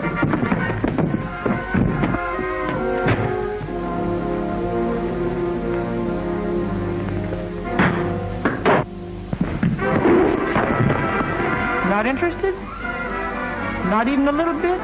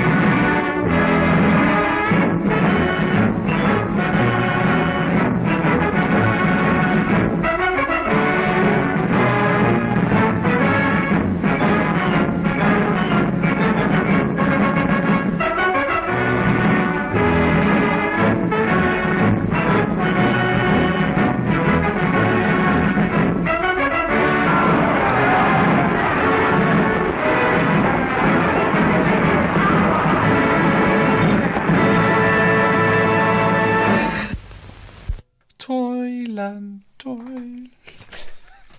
This is so like almost accidentally we've stumbled on this being a this is a Laurel and Hardy film. I think that's the only thing we have to like. You have to mention this is a Laurel and Hardy film, and this is strongly a Laurel and Hardy film. Like this is what it's sold on. You say that though, but they're not at the beginning. The first half, they're not in it much. I don't think. No, you're right. They're not the main characters. The main character is Bo Peep and Tom Tom or Satnam, or whatever you want to call him. Who I in my notes is written as Robin Hood for ages because I didn't know who he was. Well, yeah, he looks like Robin Hood or Peter Pan. He looks like Robin Hood. Who's Tom Tom? At one point, I decided he's the Pied Piper, but I don't think he is because I thought it was very weird if he's the Pied Piper.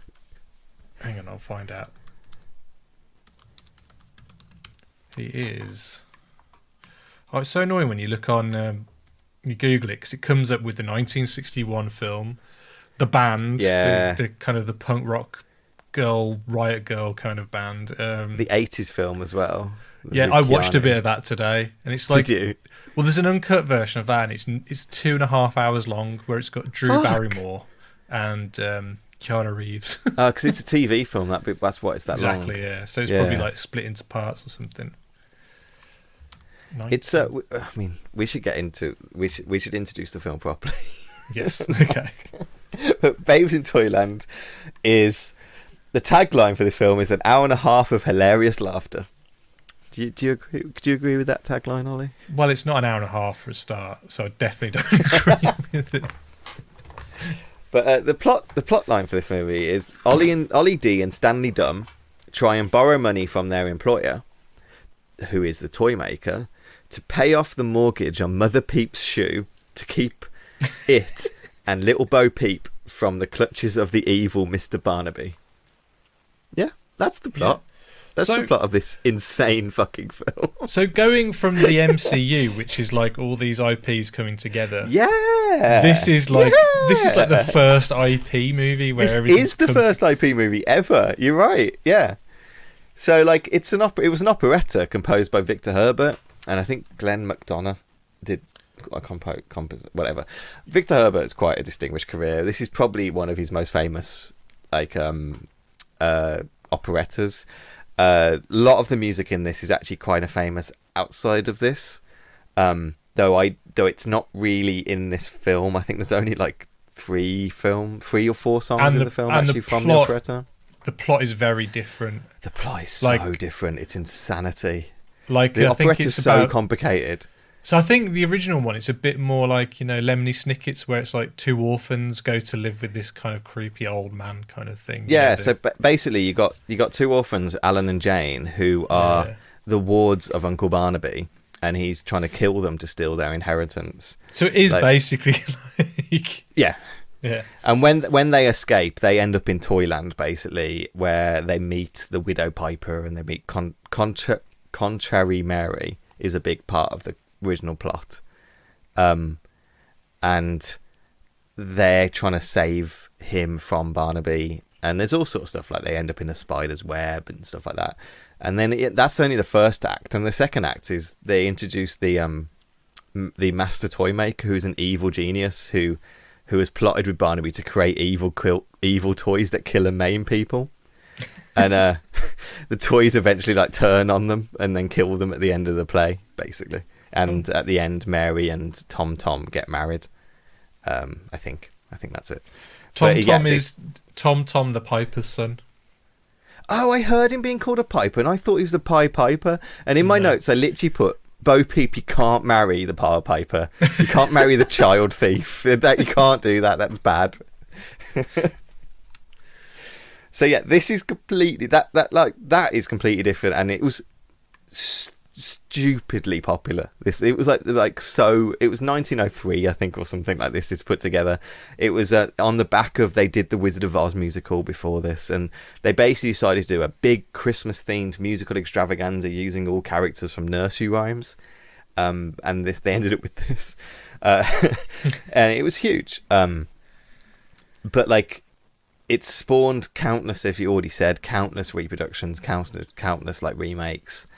And there was a 1960s one, wasn't there? That was that Disney? That's a proper Disney one, yeah. Yeah, that was a Buena Vista, yeah. And I think, that utilizes like kind of miniature, kind of like they shrink characters down and stuff like that. And, yeah.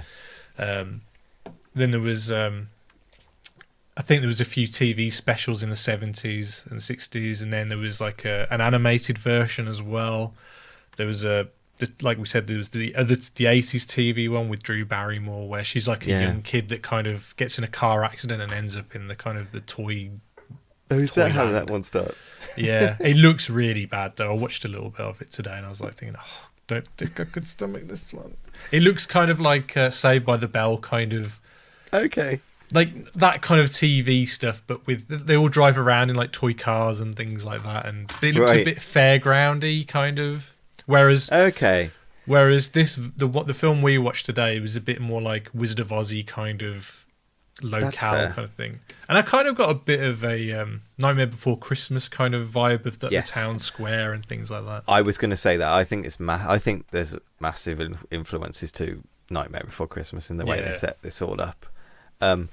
This is such a weird film. As we're trying to say, like, it's instead of being kind of about the operetta, instead of being about like kind of Contrary Mary and like Tom Tom and these orphans and stuff like that, it just has Laurel and Hardy stuffed in it, basically, to kind of get people into the cinema to watch this. I think that's probably the best way you can describe it. They took an incredibly popular kind of stage play, and they took two incredibly popular like comedians, just mashed them together to get people to come in and see it. Which we moan about IP filmmaking nowadays, but this is definitely what they're doing in the kind of 1930s. Oh yeah. But like as you say, it's not. It doesn't. How much of like Laurel and Hardy do you know? How much do you know about them, or how much like have you seen? I've definitely seen a fair few of them. I think just growing up, you cannot not have seen any. Do you know what I mean? They were usually like on Channel 4, and my dad's got the full complete box set. And I know at uni when we did like even though we did animation, we actually had like, you know, film classes and stuff like that, and we definitely watched a few of them. But like honestly, I could not narrow one down and tell you specifically which one I've seen. I've definitely, you know, I know the style of humor, you know, the one's a bit more dumb, the one's a bit more bossy, you know, one's kind of high status bully and the other one's kind of low status dumb kind of thing, like that, isn't it? It's that sketch of John Cleese and the two Ronnies and stuff like that. Yes. I look down on him and he looks up at me. But like the like, I think, you know, Laurel. Is it? Which I get them confused. So yeah, sorry. Oliver Hardy's the big dude, isn't he? Hardy's the big guy. Hardy's kind of thinks he's a genius and thinks he knows everything, but he's really dumb. And Laurel thinks he knows nothing, but he's actually kind of sweethearted and kind of intelligent. It's kind of that, isn't it? Really, which has been replicated 1,000 times. Like in reality, Laurel was the kind of the force behind the kind of duo. Like he was an incredibly thoughtful writer. Thoughtful performer, probably too much. If they've ever been depicted kind of as their real selves, it always kind of shows of Stan Laurel being much more like maybe too thoughtful and maybe too kind of introspective into his own head, and whereas Oliver Hardy got on with it kind of stuff, which almost I think speaks them on screen a little bit. But I am no expert in these two at all. Like this is one of the first times I've ever seen them in like a full, like I've seen like Lucky Dog, the first one they ever did together, which they're not even really in together, but and I've seen one of the other ones that I can't even remember the name of. It's gone out of my head now. One of the more famous ones, but makes you wonder how they met, because obviously one's a Brit and one's an American. Like I assume some sort of vaudevillian kind of. I can tell you. Go on then. It's all, so I was going to introduce him. It's all to do with Mr. Hal Roach, who from the Hal Roach film studio. So one of the biggest kind of like comedy producers at the time. He was in the kind of 20s and 30s. He was basically always looking for the next big comedy hit. I'd say Hal Roach produced almost every Laurel and Hardy film, including this one. The directors for this film as well did a lot of their kind of films, so it's that kind of in-house kind of studio production of just pumping these things out, really. Well, I know that Charles Rogers, who was one of the directors, he was a Brummie actually. Oh, is he? Cool. And I don't think he was a director by trade. He was like an actor, but kind of was part of their Pussy Party crew, and kind of got into directing some of their films. The other director, Gus Maines, he was a German director. And he was. I think he had some claims of like child sex offences against him, and he committed suicide. he like literally a couple of years after this film. Wow. But yeah. Anyway, they were both quite established stage performers before this, and in like two-reelers and silent films and stuff like that. Like Laurel had been in over 50 features and Hardy was in over like 250 or something. Always kind of both of them were like background stooges. Most of Hardy's roles were like the tough, you know, the dumb tough and stuff like that in these silent movies and things. And basically both of them were in this kind of little short called The Lucky Dog from 1921, which was Hal Roach. They're not actually in it as a duo, but he saw something in them and got them to film something together in 1926, and then signed them to his contract. Basically, he just put them together as like kind of matchmaking. You two are going to work together. I can see you two working together. You're now a team, and then started writing stuff for them to do together in the kind of getting kind of almost Stan to kind of push that character stuff, like defining their own character, defining who they are, which ended up making them a huge career. I mean, they were still performing in the 50s on stage. Yeah, I think. Well, that's really that's what the film's about, isn't it? Mainly, it is. Yeah, the more recent one with who is it? It's Alan Steve Partridge, Coogan, isn't it? Yeah, and who's the other guy? It's the one who's in all the Step Brothers guy. What's his name? Boogie Nights. Yeah, I would have told you, and you've just got it out of my head. What's his fucking name again? Yeah, tell me. Cyrus is another film he's in. John C. Reilly. John C. Reilly, there we go. Yeah. It's really good casting. It's an alright film, actually. I've seen the film. Yeah, it's good. It's definitely enjoyable to watch with the parents. But it's just one of those stereotypical biopic kind of films, isn't it? Yeah. Really? But I think I think what's really key to Laurel and Hardy, and actually what separates them and puts them apart, is the fact that they were silent movie stars. They weren't hugely successful as silent movie stars. They just were silent movie stars. But they actually managed to transition to sound in a way that silent movie stars couldn't. So right. like both Charlie Chaplin, people like that, Harold Lloyd, and other guys that we'll cover on this podcast eventually, they suffered from moving into talkies because their spoken voices were often considered like inadequate and weird for talkies movies, because the sound, the way you started cutting films together, it meant the way of them telling stories with their kind of body language changed, and it changed the craft somewhat. And for whatever reason, actually, Laurel and Hardy succeeded where, they actually got better when sound was introduced. It was almost like a medium they required, because they started inventing they started using on-screen catchphrases in the same way vaudevillian people on stage would, because that was their craft. They were like on-stage performance. They're going to music halls and perform duos, and not really silent movie stars in the same way like Buster Keaton was. And I think they managed to progress that kind of stage vaudevillian act into kind of talkies, into comedy films.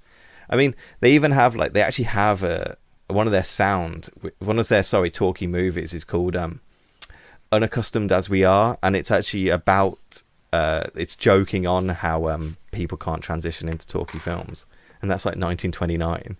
So like they're already spoofing like self-conscious kind of like talking like silent movie actors being unable to do what they do. I can imagine like I can imagine one of the first things you'd think about when you're doing your first talking movie is like you make a film that's silent going into talking. Do you know what I mean? So you're almost making commentary on it that way already.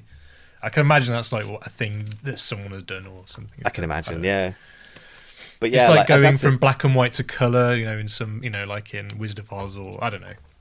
Yeah, no, same thing. Totally, and commenting on it. It's not like it was. People understood the jokes, people understood like the change in like the culture, in a ways I think we always probably forget people were very into it. They understood all the jokes at the time. Sons of the Desert is the one I wanted to say, the only other one I've seen, which is often people say it's their best film. Well, I know that I know the imagery, like you can picture the pictures of like the screenshots of them from that film.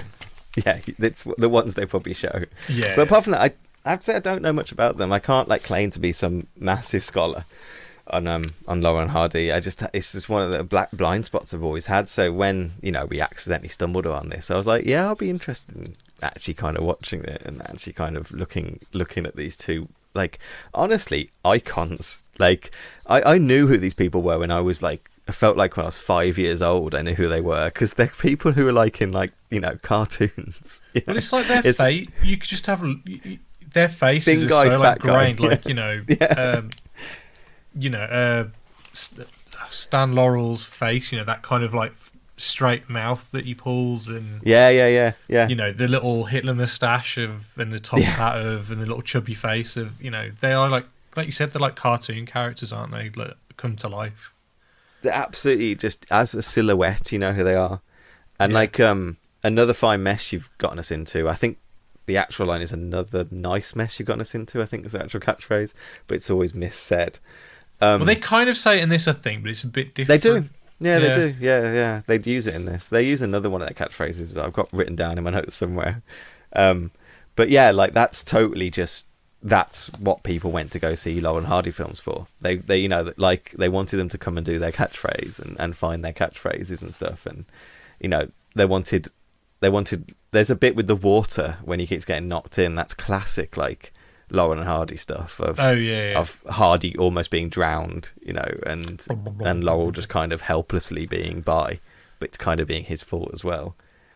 And then like weirdly enough, apparently Doe, you know, Dolt, like from The Simpsons, apparently that was a Laurel and Hardy thing, and apparently that's where it came from. Oh really? That's a Wikipedia fact, so I'm not sure. Right. But that is apparently I'm like, gonna take it from. as fact. Yeah, I think Wikipedia's always right, I think. It's an odd little thing, and like we should point out, like it's not especially very Christmassy. No, just you. So part of the plot is that Santa comes to Toyland because he gets his toys from the toymaker in the toy factory or whatever. And, who's not evil in this, like the stage play, but he's a dick. He's grumpy. Yeah, like... In the Keanu Reeves version, he's played by the actor who plays, you know, the Chinese guy from Gremlins, you know, who owns the Mogwai. Oh yeah, it's played by that guy. I think it's him. I like how today you're just throwing me not names but like faces. Let me have a look, because I get confused if he's the same guy that's Egg Shen in. No, I don't think it's Egg Shen. That's a different actor. Let me have a quick look. Cast. Give me the cast.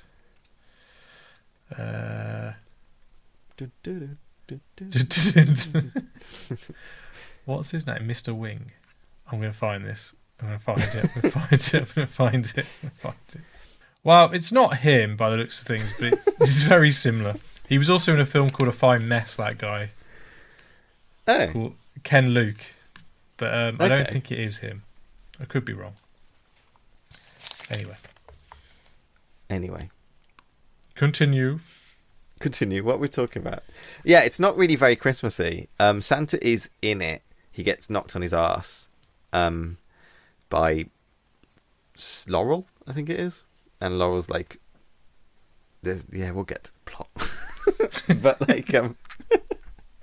But like it's not especially Christmassy, but it's one of those films that apparently, even though it was popular at the box office, it actually kind of was a flop when it came out. It actually lost money, I think, because it was quite expensive to make. And what they actually did, Hal Roach actually did, was started re-releasing it under different titles, so people would think they're going to go see a different movie. And they would end up watching this, which is so fucking wonderful. But it basically ends up being bought by TV channels as the March of the Wooden Soldiers. Hang on. This just in. It was Mr. Miyagi, Pat Morita, who played Pat Morita. The toy. Yeah. I'm glad we got there. Sorry. Continue. Yeah. So this ends up getting bought by like kind of Hallmark and TV channels as like March of the Wooden Soldiers, which a lot of people know it under that name instead, where it just gets played under local affiliates like every single kind of like every single kind of Thanksgiving, every single Christmas. Isn't especially somewhere it's called Laurel and Hardy in Toyland, Revenge is Sweet? Apparently that's under the title. Yeah, apparently. They just started releasing on different titles to fool people into thinking it's a new story to make his money back. And apparently, like, especially when the 1961 Disney remake was coming out, the TV channels really pushed replaying this before it, so people were watching this at home and then going to the cinema to watch like the new one. That was a big kind of like, you know, cultural event for people at the time. And because of this kind of continuous just pushing on TV channels, it just became a holiday staple, like more than anything else. And it's why it's so intrinsically linked into it being like a Christmas movie, even though it's not especially Christmassy. I think apparently the stage show is more Christmassy, but Okay. it just became kind of lodged in this idea of being a Christmas movie, which to me, like as soon as I saw Toys and Babes in Toyland, I was like, oh, that's a Christmas movie, without knowing anything about it. I didn't know a single thing about it apart from I know that title's a Christmas movie. And quite funny, you can watch it for free on YouTube, by the way. Oh yeah, both versions. The color. Well, actually, no. versions, All yeah. versions are on there. The colorized version, the black and white version, the animated film, the Keanu Reeves version, but not the Disney version. No, it's probably. So you take your pick. Disney Plus. But like the comments, like are just kind of like they sound just like 60-year-old people just going on about how they watch this every year.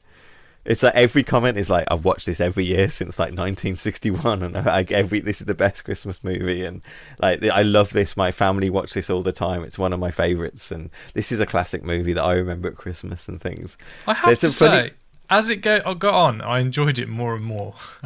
Yeah, I agree. I really do agree. My favourite comment, by the way, on YouTube, which is from 3 weeks ago. Okay, very recent. Let's hope this Generation X doesn't ruin this movie. I do not know what their issue is. I don't know what Generation X are doing. I hope these 45-year-old people I'm going to ruin Babes in Toyland from my childhood. But anyway, that's my dive down YouTube lane, apparently. Should we get to the plot? Yeah, sure. So, because it's like I think it's best to talk about the way it goes through, because this movie's demented. Like, it kind of sets itself up as being a musical, but it's not really, because it's only got like 2, maybe 3 songs. It's got maybe 4 songs in it. Yeah, so it's not many. And Laurel and Hardy they're are not in like, involved in any of those sequences whatsoever. Not even in the background. It's so weird anything. when it cut to like the main plot. So I was just like, oh yeah, it's not Laurel and Hardy film. It's like they started making a film and thought, let's put Laurel and Hardy in it. Let's put Laurel and Hardy in it, yeah, because it's kind of lacking energy. So oh my god, this film is a nightmare. Honestly, it's a nightmare. This film is a nightmare world, and the music is so melancholic, which I just find really weird. Yeah, it opens with Mother Goose.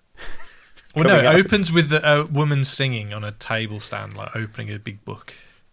Yeah, that's Mother Goose. Is that Mother Goose? Mother Goose comes out of the book. Oh, is it her? Okay. Yeah.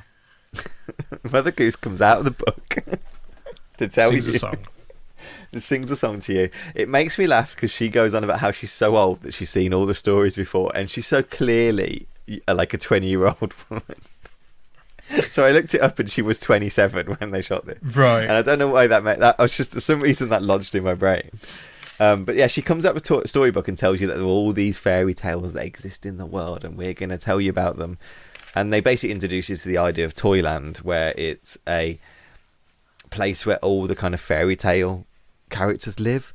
So like I was trying to wrap them up to try and find who I could see. So there's definitely Bo Peep. She's the main character. There's Little Miss Moffat. Yeah. I saw her with the spider. They talk about Jack and Jill. I don't know if you see them in it. Yeah, Jack and Jill come up. Yeah, Jack and Jill come up. I think in one of the animated versions, Jack and Jill are the kids that are orphaned. So, in this one, it's when they're looking for Bo Peep's lost sheep. And Jack and Jill come up and they go, when you're on your trips around the hill, have you seen the sheep? Yeah, and they go, no, we haven't. We just fell down or something like that. Well, obviously, Stan and Ollie are Tweedledee and Tweedledum. Tweedledee and Tweedledum. There's Little Boy Blue. Yeah. There's Mickey Mouse. You are blowing the lead, throwing that right now. We're putting a pin in Mickey Mouse. Getting back to this. There's Little Boy Blue, Tom Tucker, Little Jack Horner sat in the corner. There's all the three pigs. The three pigs. Simple Simon, Mary Quite Contrary, Red Riding Hood, baby in a cradle. I wrote down because I don't know what that baby's called. Queen of Hearts. Queen of Hearts, yeah. The King of something. The King's in it. Is that Old King Cole? I think it's Old King Cole. Yeah, Old King Cole. And Santa. There's Santa as well. Oh yeah. Also, one of the pigs have got names. Oh yeah, the pigs do have names. One is called Johnson. Oh no, one is called sorry. One's called Jigs the pig. Okay. The other's called Willy the pig, and the other is called Elmer the pig. And wasn't the name of the little symbiote called Elmer? Elmer, yeah. My good friend Elmer. Brain Damage. To be honest, the song that he sings in that song sounds like something out of this film. It does. The music in this is so slow and, like, I don't want to say it's unmusical. It's just a certain type of musicality from the era. But it's so, like, hypnotizingly rhythmic. That just sounds kind of depressing. Well, it's like, the songs that are in Night of the Hunter that he kind of like sings as he's like driving along and stuff like that. Yeah, it is. Shit. Yeah. It's just like suicidal music. And to top it up, there is Mickey the fucking Mouse in this film. And it's fucking worst thing it's ever been in a movie. With a thing stapled onto his head. And if you watch the colorized version, he actually is Mickey the Mouse. His little shorts are red. It's got yellow buttons on, and he's got like little big white eyes, and it's weird. It's clearly a chimp, and like the chimp's just being a chimp and running around, and they just fucking tied this mouse costume to it, and it's nightmare imagery. Yeah, but later eyes on this thing. But later on, he is riding a little blimp. Yeah, later on, spoilers. He's bombing people from a blimp. But in the colorized version, they obviously haven't figured out how to do it properly because I'm not entirely sure the actual process of digitally colorizing these things. I'm assuming it like picks up a certain shade or tone of whatever the grey scale is, and it kind of applies a color to it. Yeah, but because those shots are like matted and stuff, the backgrounds are in color, but Mickey Mouse was black and white, and it like. But anyway, apparently it's not the only time it's been colorized a few times. Okay. But anyway, weirdly, I guess I can understand why they would colorize it. I guess it didn't look terrible. No, but I think you're trying to get to kids, aren't they? So they figure. It's not a kids' film. This film is not a kids' film. It's not like when they tried to colorize Night of the Living Dead and stuff like that. It's like taking it, like ruining it, like taking out what's special about it. But the pigs, I thought the pigs were the most disconcerting thing. They looked horrific. So like nightmare. It's like in Batman, Professor Pig when he he melts like pig faces onto people's faces. That's what I had in my head every time I saw them. I was like, these are little people just screaming around with burnt pig faces, like just plastered onto their face. There's a bit in this when you've got like the monkey running around. And it's jumping over these nightmarish, huge jack-in-the-boxes that are just, like, looming over the town. And then there's some, like, creepy clowns that come out of the house. And then these fucking, like, melted pig face, like, people. And it's just like, what is this? Who is this for? Oh, it's shocking. And then it only gets worse when it introduces you to the plot. The plot of this film is fucking demented. Like... It opens up. It opens up with. Oh, we didn't mention how creepy the cat and the fiddle look, though. Yeah, that's another creep. That's a man sewn in a cat suit, isn't he? And he's fighting with Mickey the Mouse. So, like, this film opens up. I don't even know how to start. If I read from Wikipedia, the mortgage on the shoe is owned by the villainous Mr. Barnaby. So Mr. Barnaby, he's not from any. He's like a new creation for this story. He's not like from like a nursery rhyme or a story or anything. No, there is not a nursery rhyme about the lecherous mortgage broker. No, but I didn't know if it, like a Rapunzel kind of thing. If he was like, who's the little right? No, he's entirely new for this. Or Sleeping Beauty, like what's the little guy in? Hang on, who's the guy who threads Rumpelstiltskin? Like that kind of thing. Yeah, he could have been Rumpelstiltskin. That could have exactly. worked. But he isn't. He's Silas Barnaby, who I have to say, welcome back to the show. Did you realise this? No.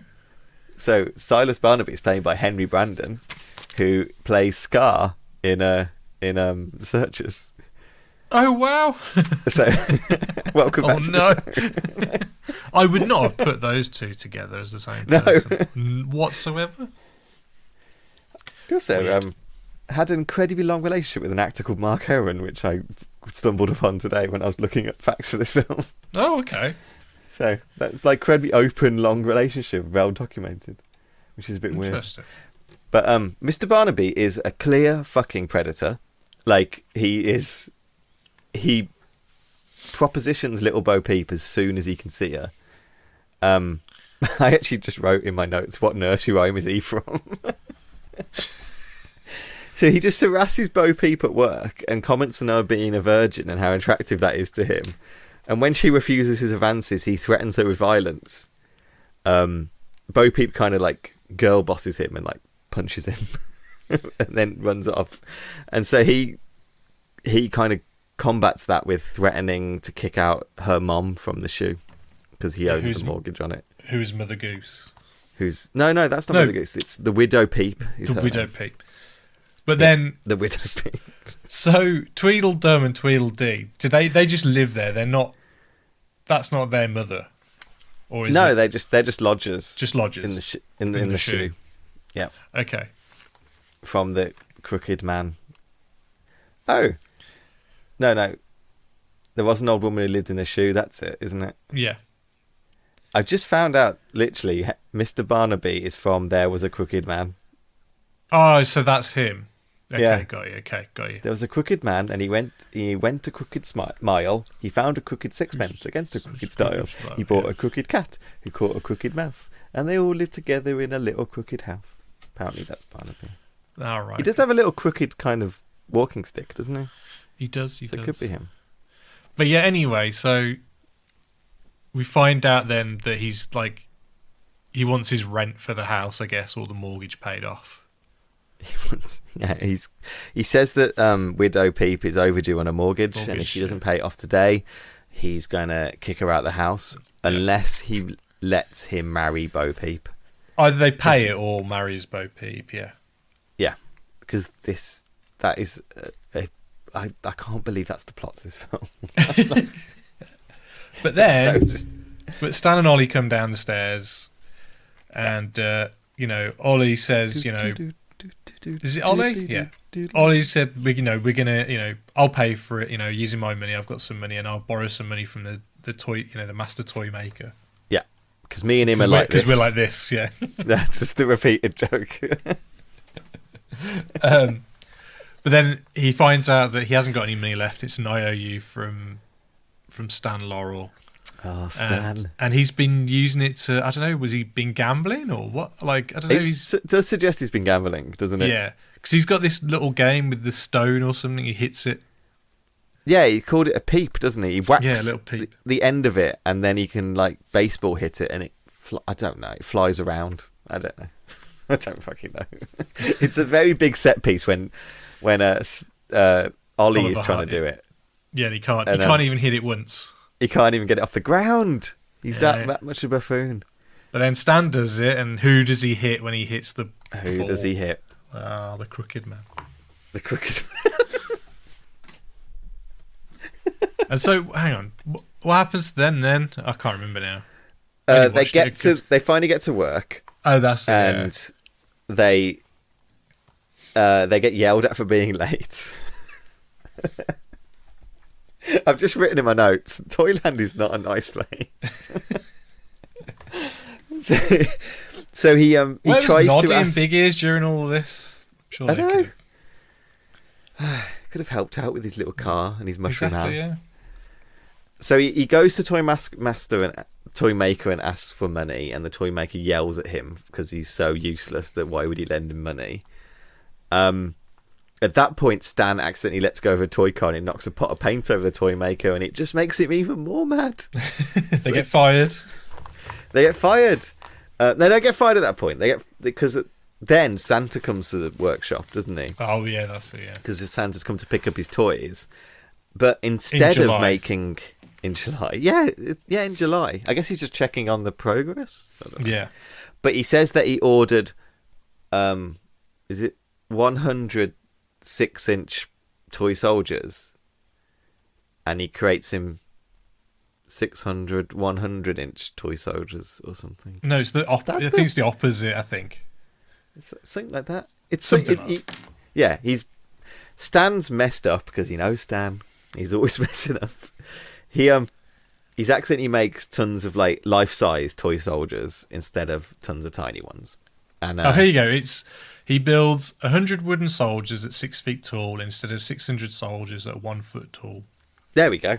I knew it was something that had numbers in it. And it's really kind of, if you've seen like Santa Claus 2, the Santa Claus 2, like they look like the kind of soldiers in that. Okay. So obviously clearly based on this. Yeah, and if you ever go to like Disney World and stuff, they part of like the kind of marches they do always have like marching toy soldiers in it, and that's all from this. Apparently, all that kind of Christmas imagery is from this. Like weird because it's an MGM film, isn't it? Yeah, but Disney remade it, don't they? Yeah, Disney apparently were going to do it as an animated film, one of their early animated films as well. But it ended up being live action. Yeah. Yeah, and when they accidentally activate the soldiers and they kind of trash the toy shop, and that's when they get fired by the mean old toy maker. That's who makes toys in Toyland, the mean old toy maker.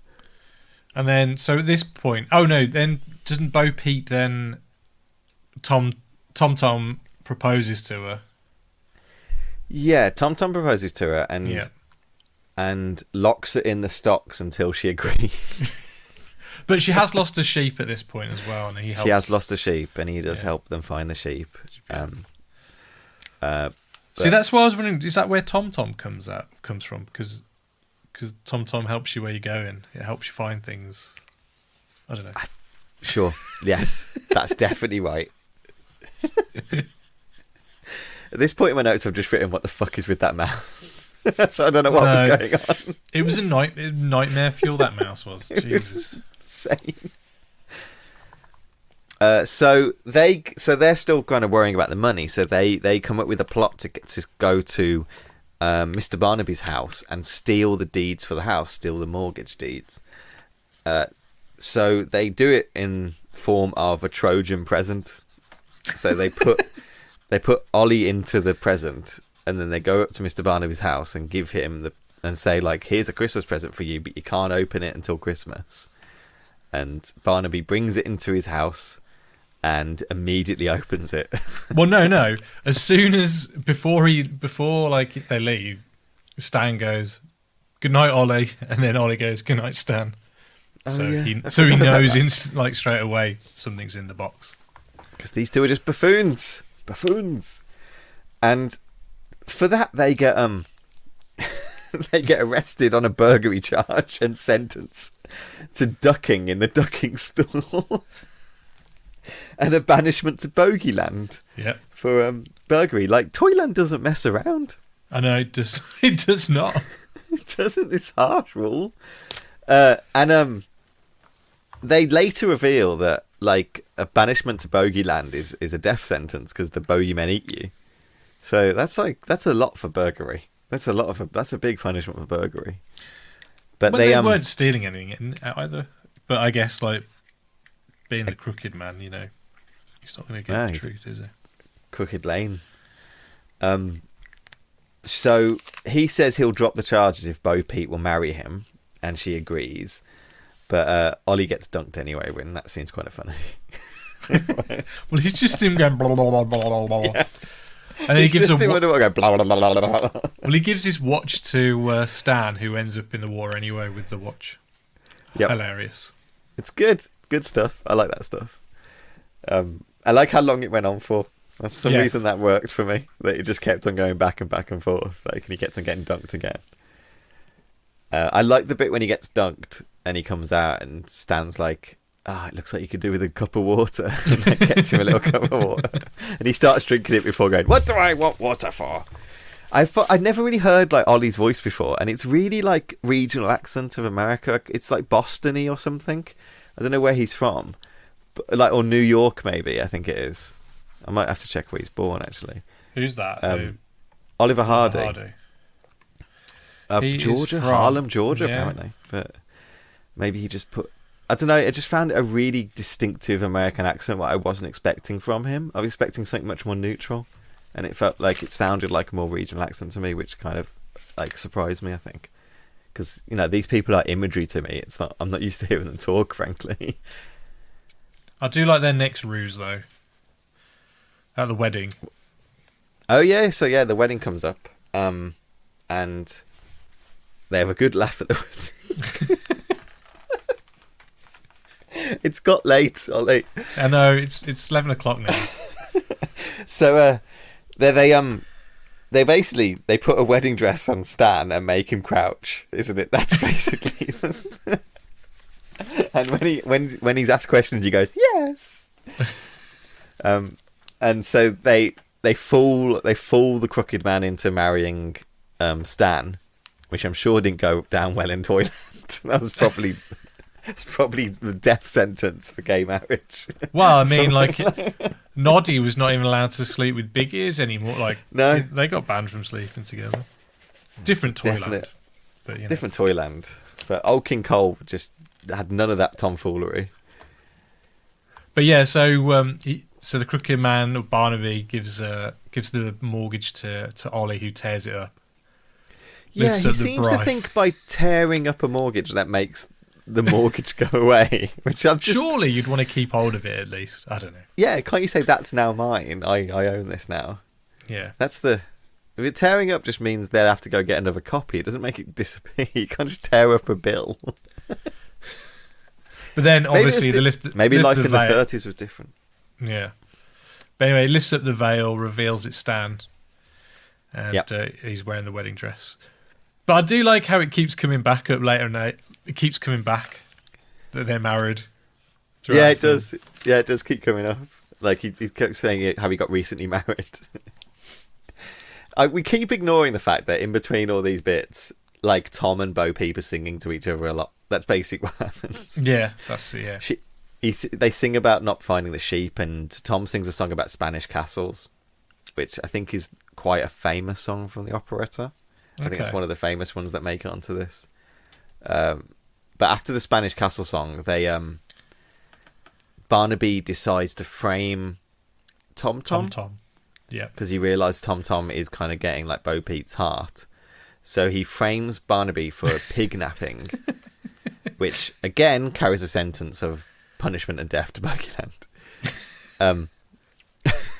But I love the fact that pig napping is a thing. It's like, what the punishment for pig napping is, don't you? You know the punishment for pig napping. We've had this before. This keeps happening. And the main evidence... Elmer as well. That's the one he abducts.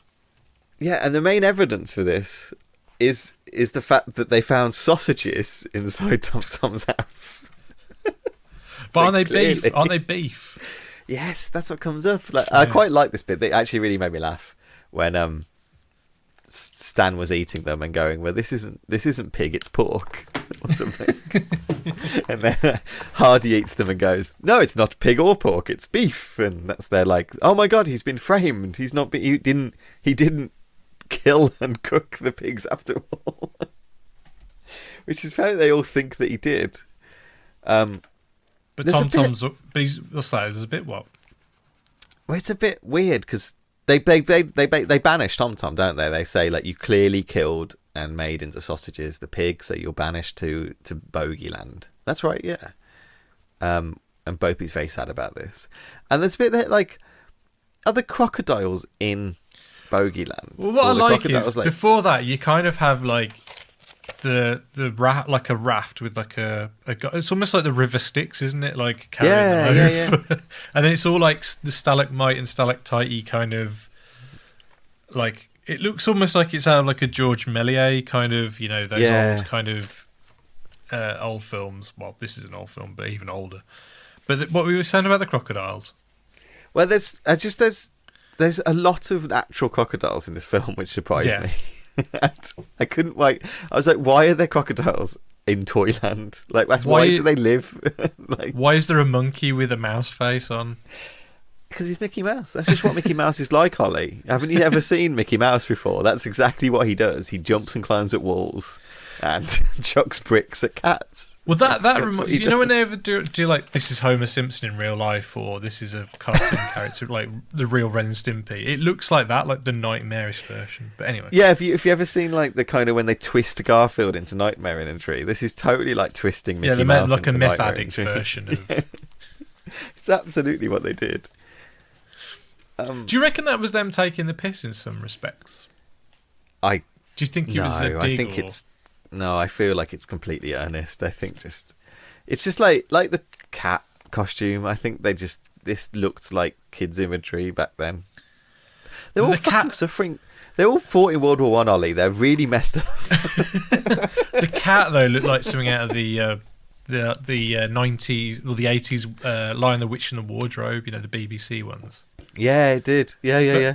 But if you ever look at the costumes in the Keanu Reeves ones, they look like. They're terrible. They look like the ones you get from like a fancy dress shop. So at least they did a better job in this than. It's quite. To be very fair, the control of like that set and the look of the set and the detail they've got into is actually really quite impressive. Oh, I agree. I 100% agree. I think it looks pretty. Like good. It does look pretty good actually, and probably took quite a lot of like work to actually do. It isn't just like. Tossed together, whether it kind of a little bit feels that way, but not only because I think the plot is so like all over the place, really. Which I think is the energy they're going for, though. I just get the feeling that's what Laurel and Hardy films felt like just manic stage shows, really. It's just a shame it wasn't shot in Technicolor to begin with. Yeah, because I think apparently Stan Laurel wished, like in hindsight, it was in color because he thinks it would have made the film pop. But like I said before, the actual colorized version is pretty good, to be fair. Yeah. But Stan Laurel's just a consummate moaning anyway. He that's the impression you get from him, isn't he? He was very serious about his business, very overly concerned with stuff like that, and just, never thought he did anything good. Everything could be done better. I think was kind of the idea you get from Stan Laurel. Well, consummate perfectionist. Yeah, and I think sometimes, in a way, that's a hindrance, but also it's a good thing because it keeps pushing you to try and strive to be better, and you don't rest on your laurels. Yeah, I didn't mean it as a negative, really. That's the idea I get. Is that where it comes from? Rest on your laurels? No, I'm only joking. Yes, it is. It is now. Anyway, so Bo Peep goes to find Tom Tom, doesn't she? She follows him into. He goes down to Bogeyland. But when they go, they sing a song there, yeah, which is actually I thought was quite good. It was one of the songs that I actually quite liked. And that is, again, from the play. That's definitely from the play. But when they get there, they sing a song and, these ghosts start coming out the walls. Well, this is what I was wondering. I thought, are these meant to be what they think the bogeymen are? And it's really these, cute little translucent ghostly gnomes? Yeah, these gnomes come out, don't they? And, an old man. But I quite like the effect, I thought it looked pretty good. Yeah. But I didn't. I honestly didn't really understand what was going on. No, I didn't. I think it's something about they're going to sleep, and I think the guy's meant to be like the Sandman or something. But what are the gnomes then? I don't know, the sleepy time gnomes.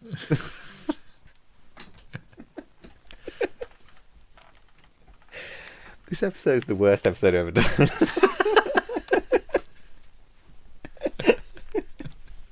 Anyway, where are we? Yeah, so it's after sleepy time, the bogeymen attack, basically. But but the people above now in Toyland, they know that Barnaby was, he framed Tom Tom. So he runs away. He runs away, I think, into Bogeyland, which I think there's a well above that kind of leads down to Bogeyland. Yeah, because Stan and Ollie chuck him down a well, don't they? Yeah, and they start throwing rocks at him to kill him. The best bit And then they think, oh, we better go down there and check to see if he's dead.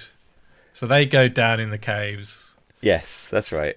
And then they help Bo Peep and Tom Tom escape, but they're kind of followed by the little Gribblies or the bogeymen that live down there that look kind of like... They look like Grislaw from He-Man. Yes, they really do. They really do. Like hairy ape kind of people. They're like the Grimace with like a face. Yeah.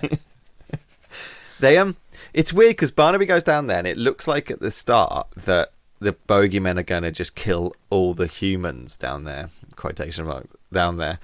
But then Barnaby just kind of makes friends with them. like he kind of just like waves at them and they decide he's nice. Well, I think they team up. In other versions, so like going back to the 80s TV film and the cartoon and stuff, and maybe the original opera, that he has more connection with them preceding that. Right. So it's kind of like they're like his lackeys and stuff like that, but I don't know. Yeah, I get the impression that they never had them before. It was just there. But then they escape Bogeyland, get back to Toyland, and Barnaby follows and invades Toyland with his army of bogeymen. He proper invades them like that painting of George Washington, Washington crosses the Delaware. Yeah. They use that imagery to have Barnaby and the bogeymen attacking Toyland, which I thought was really funny. But I didn't expect this film to end this way. I didn't expect it to end up in war in Toyland. Yeah, like a full-on action scene. I was like, whoa, what the hell? Where's this come from? And it literally, as I say, these people have got PTSD because this turns into just a war land. They start. So the bogeymen start attacking everyone and killing everyone there. Scaring kids in their beds. That's a big thing. Bogeymen keep bursting into kids' bedrooms, don't they? And the kids are screaming and stuff like that. To the point when I think some of the kids didn't know what was going on. And so it's kind of up to Stan and Ollie to fight back. And the first, how do they fight back the first way, Ollie? Is it using his little whacker thing? I can't remember. His little whacker dart His little whacker. Yeah. His little whacker dart thing. So Stan is just whacking these darts into the air and just swiping them into all the boogeymen, and they get hit by a dart and they proper die. they proper fall off buildings like an action scene when they get hit by these darts. It's incredible. So has the monkey got his little airship at this point? Yeah, this is when the monkey goes into the... Mickey Mouse goes into the toy factory, finds some incendiary bombs, and then jumps into a tiny little, Hindenburg airship and starts flying about the town, bombing the Pokemon. My favourite thing is, though, because Mickey's obviously dropping them from above, but when they actually hit them, they're coming from the side, because it's obviously just the crew at the side going... Just the crew chucking them. Yeah. It's so fucking weird. And then Stan accidentally shoots Mickey Mouse down. Oh yeah, with his little darts. Cool, because they've put darts on the end of the little whacker things, haven't they? Yeah, they're proper darts. And he punctures the airship and it blows up, and Mickey Mouse parachutes to safety. See, I didn't know at first if it was meant to be a little... I thought they were going to do a little Steamboat Willie reference, because I thought it was a little boat at first. But, I thought it was going to be a Steamboat Willie reference. Funny enough, someone in this film, and I can't remember which guy it is now, I had it written down somewhere. He voices Pete in the Mickey Mouse cartoons at this time. Oh, okay. Goofy's enemy kind of... Mickey Mouse... Steamboat Willie, it is, Mickey and Pete, isn't it? Yeah. He's the big enemy at this time. But anyways, they get fed up of one by one shooting the boogeymen, so they decide to load up all the darts into a cannon and they start bombard the boogeymen as well. At that point, the kind of townspeople have seen that you can fight back against the boogeymen, so they start absolutely Ewoking the. I've got that in my notes, you bugger. But yeah, they put like the pigs have got like little trip ropes and stuff like that, tripping over the boogeymen. But then they start tripping themselves up. I don't know if that was intentional or if that was just a mistake because they couldn't see what they were doing. Yeah, because they got these pig masks glued to their faces. Just when it seems like they can't win, like the boogeymen are getting their advances, Stan and Ollie remember about the toy soldiers they made, and they activate them to send the toy soldiers to war.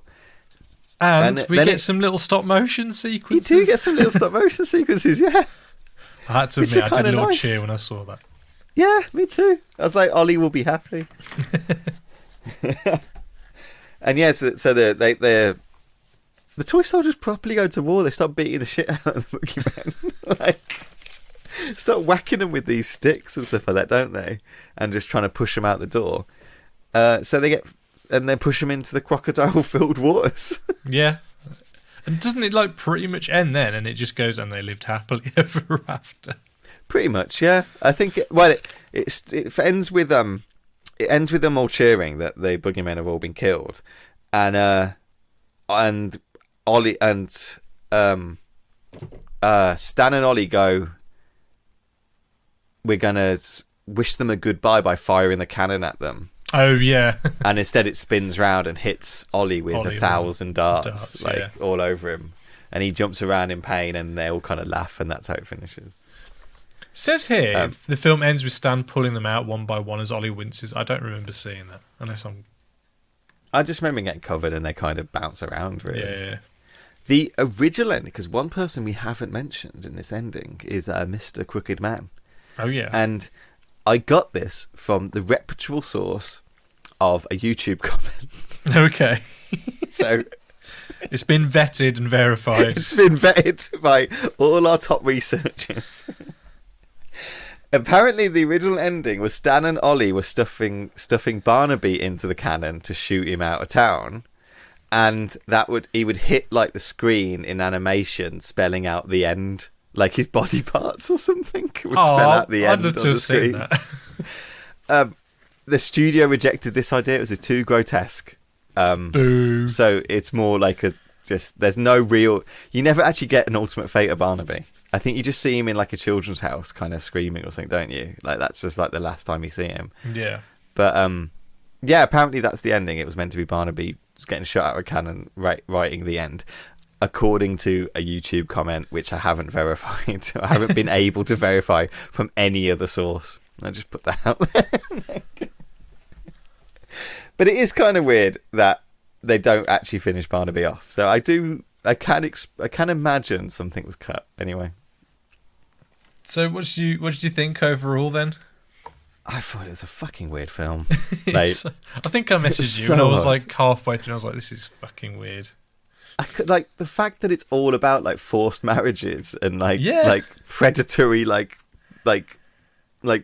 mortgage sharks and like lecherous kind of like old men against like young women is so weird that all this is like in Toyland. Like I couldn't get my head around that this is what the film was doing, but kind of enjoyed it. Like it's not without like kind of its I guess what I'm saying is Stan and Ollie are really quite good at what they do, I think. Oh yeah, they're pros. I think that's what drags it up. Yeah. Like they knew exactly what they looked like on screen, how to play up to it, how to like get the jokes in, and even if by today's standard it's very, you see it coming kind of thing. Maybe back then you saw it coming and that was the point. People just like to see it. Like maybe that was the kind of the appeal, that it's kind of fun to see all that coming, and I kind of had a good time with it. I just feel it's weird how little they are at the beginning. Yeah, it is. It's really odd. By the end, they're in like pretty much every scene, but like the beginning bits is odd because it's almost like I feel like it could have had them like fall into Toyland or something. Like from like that would have been more interesting if it was them as their personas. Yeah, going in, like all the other versions have people coming into it. Yeah. I think that definitely could have been a different intro that would have maybe made more sense, because the idea that these two people just live in Toyland and they work at the toy factory is really weird.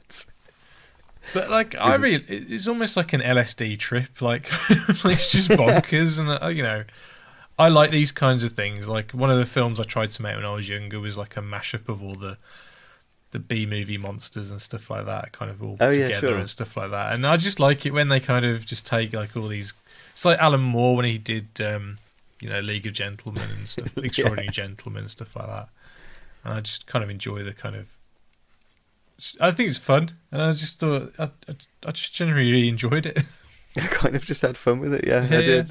I was not. I didn't know what to expect, and it wasn't this. Like, I wouldn't have ever guessed this was what this film was. So that was kind of pleasant to me.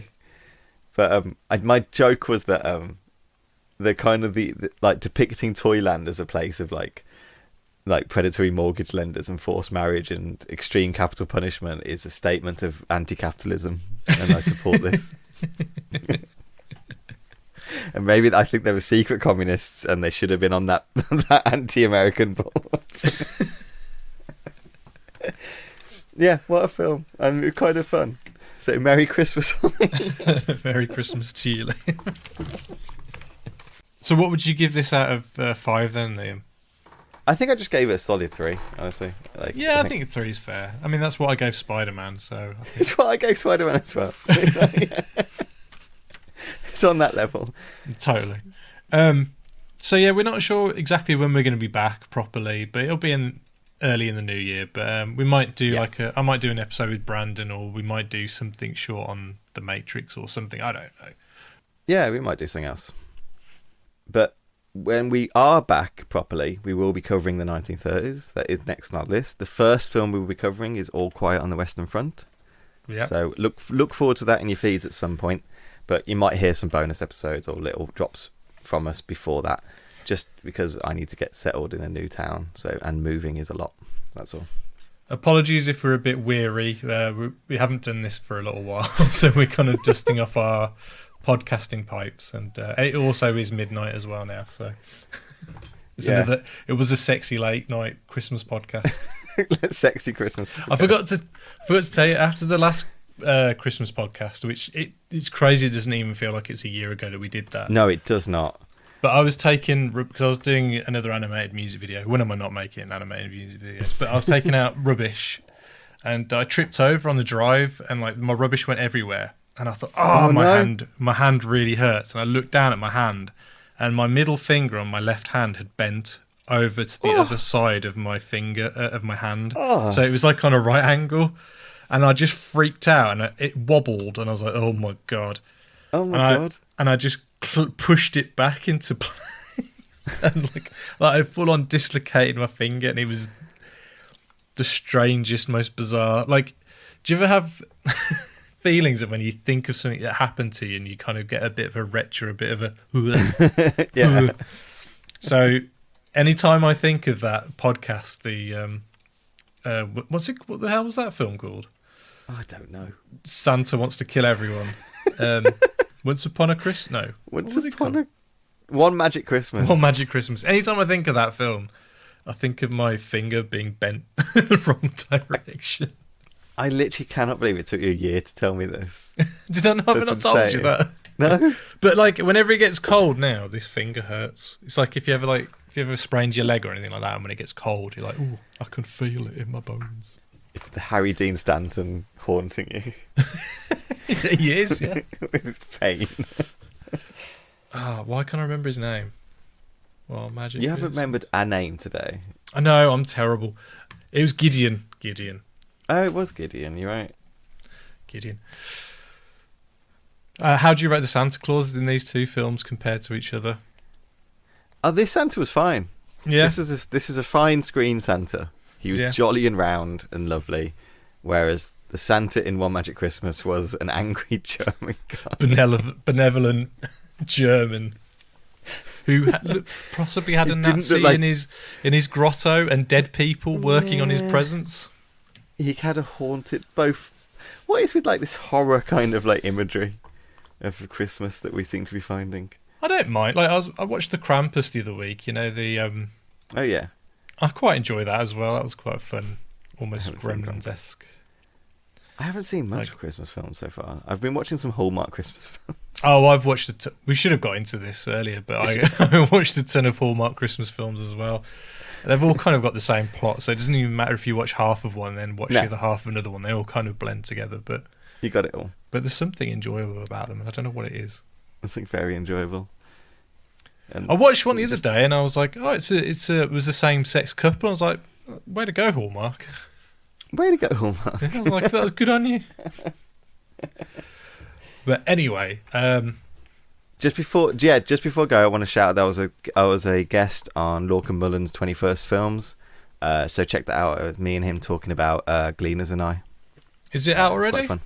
Yeah, it's definitely out. Yeah, because I know he likes to bank a lot, so I didn't know if it was like coming out at a later date. Anyway, so after you've listened to this podcast, check out that podcast with Liam and Lachlan.